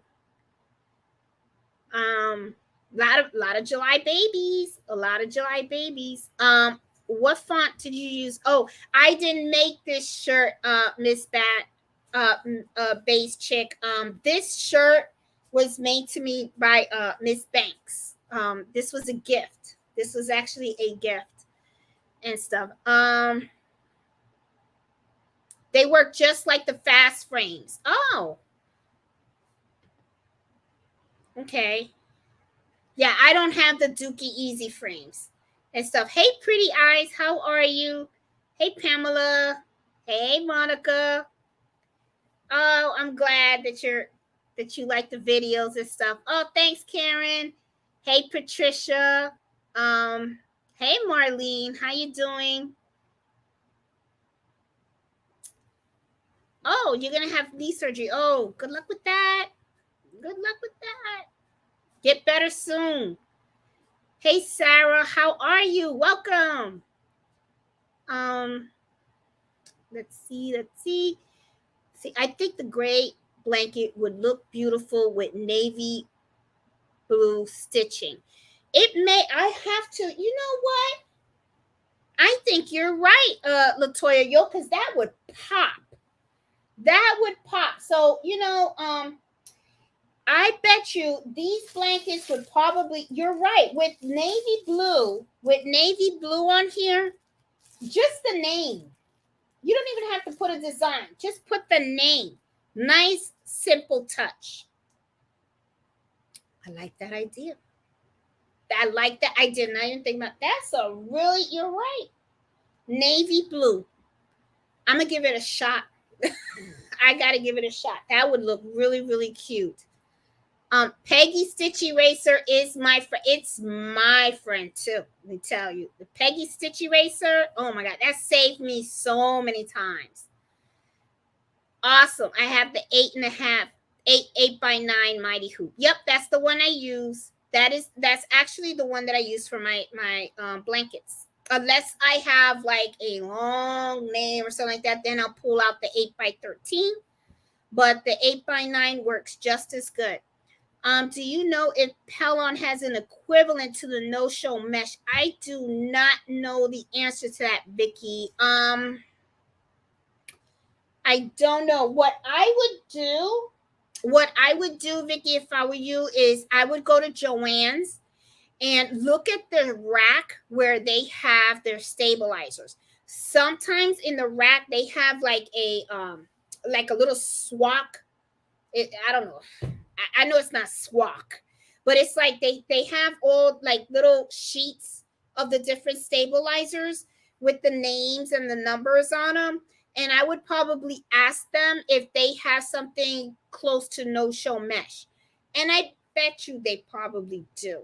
I have not looked in it, but I would go to Joann's and see if they have it. And if they do, make sure you use it, you get it with your coupon, okay? Because you don't want to like pay full price.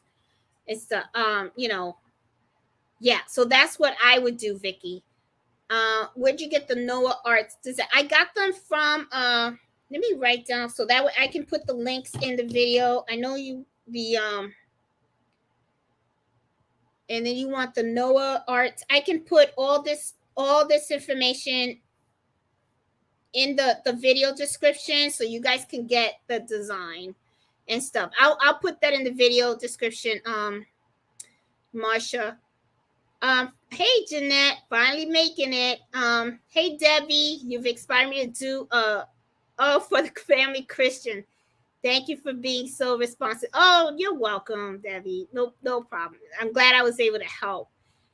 Hey Sharon, just watching the video of yours Friday. I have 2 different scissor holders. Yeah, I mean, I want to make more. Hopefully I'll get them right and stuff. Hey Bows and Crafty Mary B, how are you? Lost my Oh, I'm so sorry. You're in the same 47 years. Yeah, my mom, we just lost my dad and they were married for 55.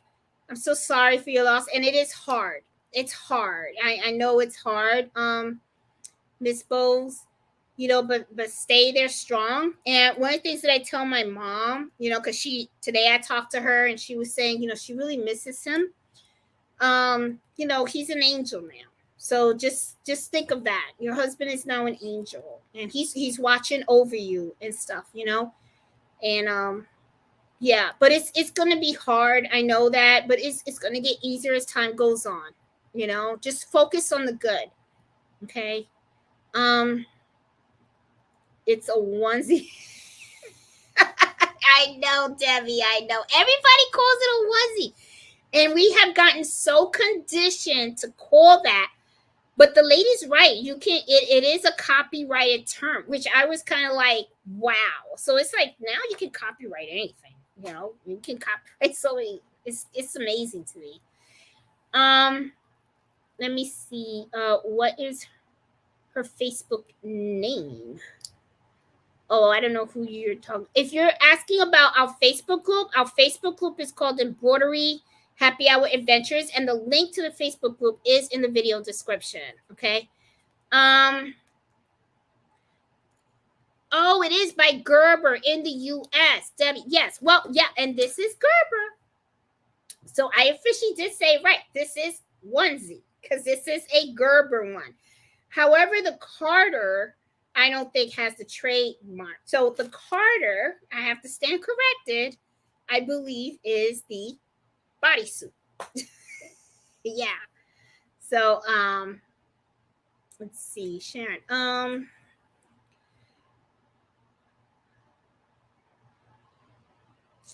Let's see. Do I have any more? Hey Liz, how are you? Is it true that Joanne stores are closing? I'm going to be demonstrating. I have not heard anything about it. Now I know their stocks are not doing very well because I did invest in some of their stocks when they went public. Big mistake. Okay. So I know their stocks are not that high. So but I have not heard anything about the Joann's closing. But I will tell you, if the Joann's by me is going to be closing, and it ends up closing on like a Friday, I might end up having to cancel that embroidery happy hour because I got to shop, or I'll go live, but y'all are shopping with me because I'm going to be in that store buying up fabric like crazy. Okay. So I don't know. So yeah. But okay. So I think I got everything here. Jeanette, do you need special certificate for embroidering and selling kids clothing? You do not need a special certificate, not that I'm aware of. I don't have one. And I know a lot of people that have Etsy shops that are selling clothing for children. They don't have it either. I do have a LLC because I do sell locally. But to open up an Etsy shop, you do not need to have a business license. You just can just open it up online, and then you just you can sell on there. But I do have an LLC because I do sell locally, and I do embroidering for a lot of businesses, small businesses, and I do embroidering for a lot of people around here. Like right now, like I said, I got that big box of dinner napkins I gotta get done, whole 120 of them. Which is cool, and I'm pretty excited about it because I'm so happy for them. So I got to make sure I want to get this done this weekend. So tomorrow morning, I will be waking up bright and early and get freshened up and make sure that I get these machines going and put fresh needles in there and just start working like crazy, So, so let me see. So I think, Amazon Prime Day is the 7th, 9th, and 12th. Yep. Let's see. You guys can always watch the rerun. Yeah, that is another thing too. If you guys ever show up late for any of my embroidery happy hours and stuff, and you just missed the first half of it, because you guys usually know the first hour of the show, I just get right into the topic. Because I like to respect people's time, because I know it's the first hour is to talk about it, and then the second hour I'll go through the chat and I'll answer questions and stuff like that, and just elaborate a little bit more and everything. But I see my sister got on here. Hey Nancy, glad you can make it. Not home yet. She's probably running around with my mom and stuff. But so that's usually how I like to run the show and stuff. I'm not as strict as like my sister. My sister like when she does her lives on Saturdays, she usually she starts, exactly. She does crafter noon, okay, on Saturdays live. For those of you guys that don't know, she's in the chat just now. She's her YouTube channel is Gifts HQ. And she does lives every Saturday at 12 o'clock. She's really, really good. She's big on the knitting side of things. She's a really heavy, cheap, not cheap, but frugal. Okay. I mean, if anybody's real frugal, I mean, a lot of times people laugh that I'm pretty, cheap with my money and stuff. And I tell people, you haven't met Nancy, because I'll buy something at 25% off, and Nancy will hold off. That sucker's like 75 and 90% off. She's worse than me. So, but she is really good at giving advice of, buying, where to get things really cheap for crafting and all that kind of stuff. She's really big on the sewing, on quilting. She's a much better. I know if she had this project, she would have knocked it off the park. For some reason, it's like, I don't know. It's like she has the magic touch when it comes to the sewing. I have the magic touch when it comes to the embroidering. So it's kind of funny. It's like she's the sewer, I'm the embroiderer, and my mom is really the crocheter. She likes to crochet and knit. That's her baby. So it's kind of funny, because like with me, it's like it's all machine embroidery. I love machine embroidery. I just love doing it. I really truly do. And I love doing new things and trying new different types of embroidery, different products and all that kind of stuff, which is why I'm not shy when customers come to me with items and ideas that they want, and I have no problem with getting their designs and getting them digitized and embroidering it in all different types of ways. So I love doing that. That's really my niche. I just love it. The sewing, I have the sewing machines. I bought the sergers, I got the quilting machine and everything, but I tell you, I cannot sew for the life of me. I have to really be focused. It has to be something on focus. And I guess what's happening is right now, because I got so many orders for local businesses, and like I have all these baby blankets, and then I got this wedding that's coming up that I have to do. I got so much going on that I really have not been able to have the time to actually sit down and focus on a sewing project. It's like, when you're sewing, you really have to focus on cutting the fabric correctly with the right measurements. You really have to make sure that when you have the fabric in the machine, that your fabric is not shifting and stuff like that, that you're sewing the right, quarter seam allowance or 1/8 of a seam allowance, whatever seam allowance you're supposed to have. You can't just like wing it. I learned that the hard way the first time I was sewing with my mom, and she told me to slow down the machine. And when she left the room, I just like ran it. And then when I went to put the the valance, because all I wanted to do was sew curtains, and it's like the curtain, it started like this, and then it went like that, because I didn't do what my mom told me to do. So she kind of laughed at me, and she goes, now you learn, you don't rush. And I have too much interruptions right now, because which are good interruptions, because the business is doing really, really well. And I think that's great. But like I said, I really do want to do other stuff too. And I bought these machines because I want to do other stuff. And I'm still working full time as well. So during the day, I can't really do this stuff. I have to wait till I get off work, and then I can focus on this. So it's hard. It really is hard, because really think about it, it's like I'm working 2 full-time jobs. That's what's happening. So and I do get exhausted, and I don't get to focus as much.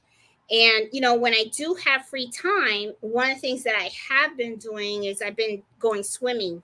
So in the evenings, sometimes I'll go to the gym, and then I'll just like take a couple of laps in the swimming pool.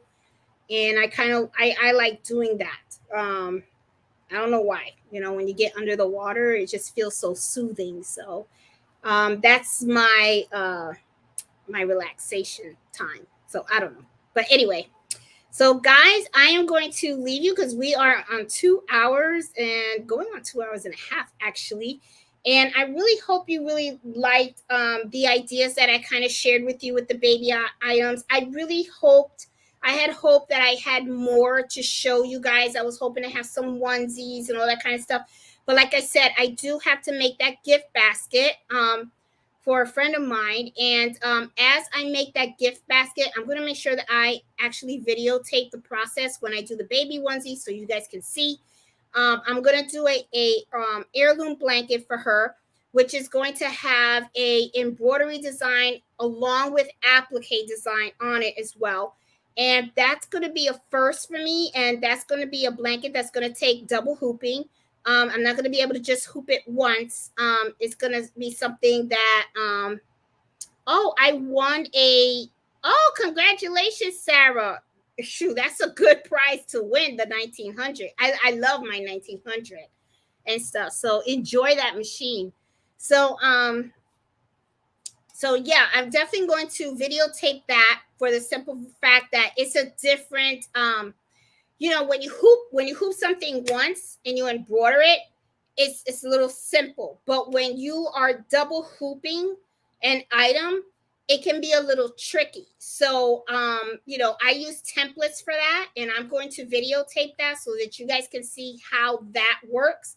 So that way, if you do have an order or you want to make a blanket that requires a double hooping, you'll know exactly how to do it. Okay, so I'll make sure that I do that step by step so you guys can follow that. Okay, so as always, guys, thank you so much for joining me this evening. I had a wonderful time. I really enjoy these Fridays with you. Love sharing information with you guys. Please join the Facebook group if you haven't, if you're new to the channel and stuff, and you have questions on how to embroider it. Join that Facebook group. I am going to tell you right now, I monitor that Facebook group very, very closely. I do not allow any spams. Okay, so if I see that there is a spam out there, I do delete those posts right away. And as soon as someone reports something, I take it out, because my whole thing is that Facebook group is supposed to be a nice, safe place for all of us to enjoy our crafts, get advice, cheer each other on, and help each other out. Okay, and that's really what I want that Facebook to group. So I'm very, very careful, and I do read those religiously. So you know, and if you guys ever see anything out there in that group that you don't know about or you have a question about, reach out to me. Please report it, and I'll look into it and make sure that everything is good. So you guys have a good night. Have a great weekend.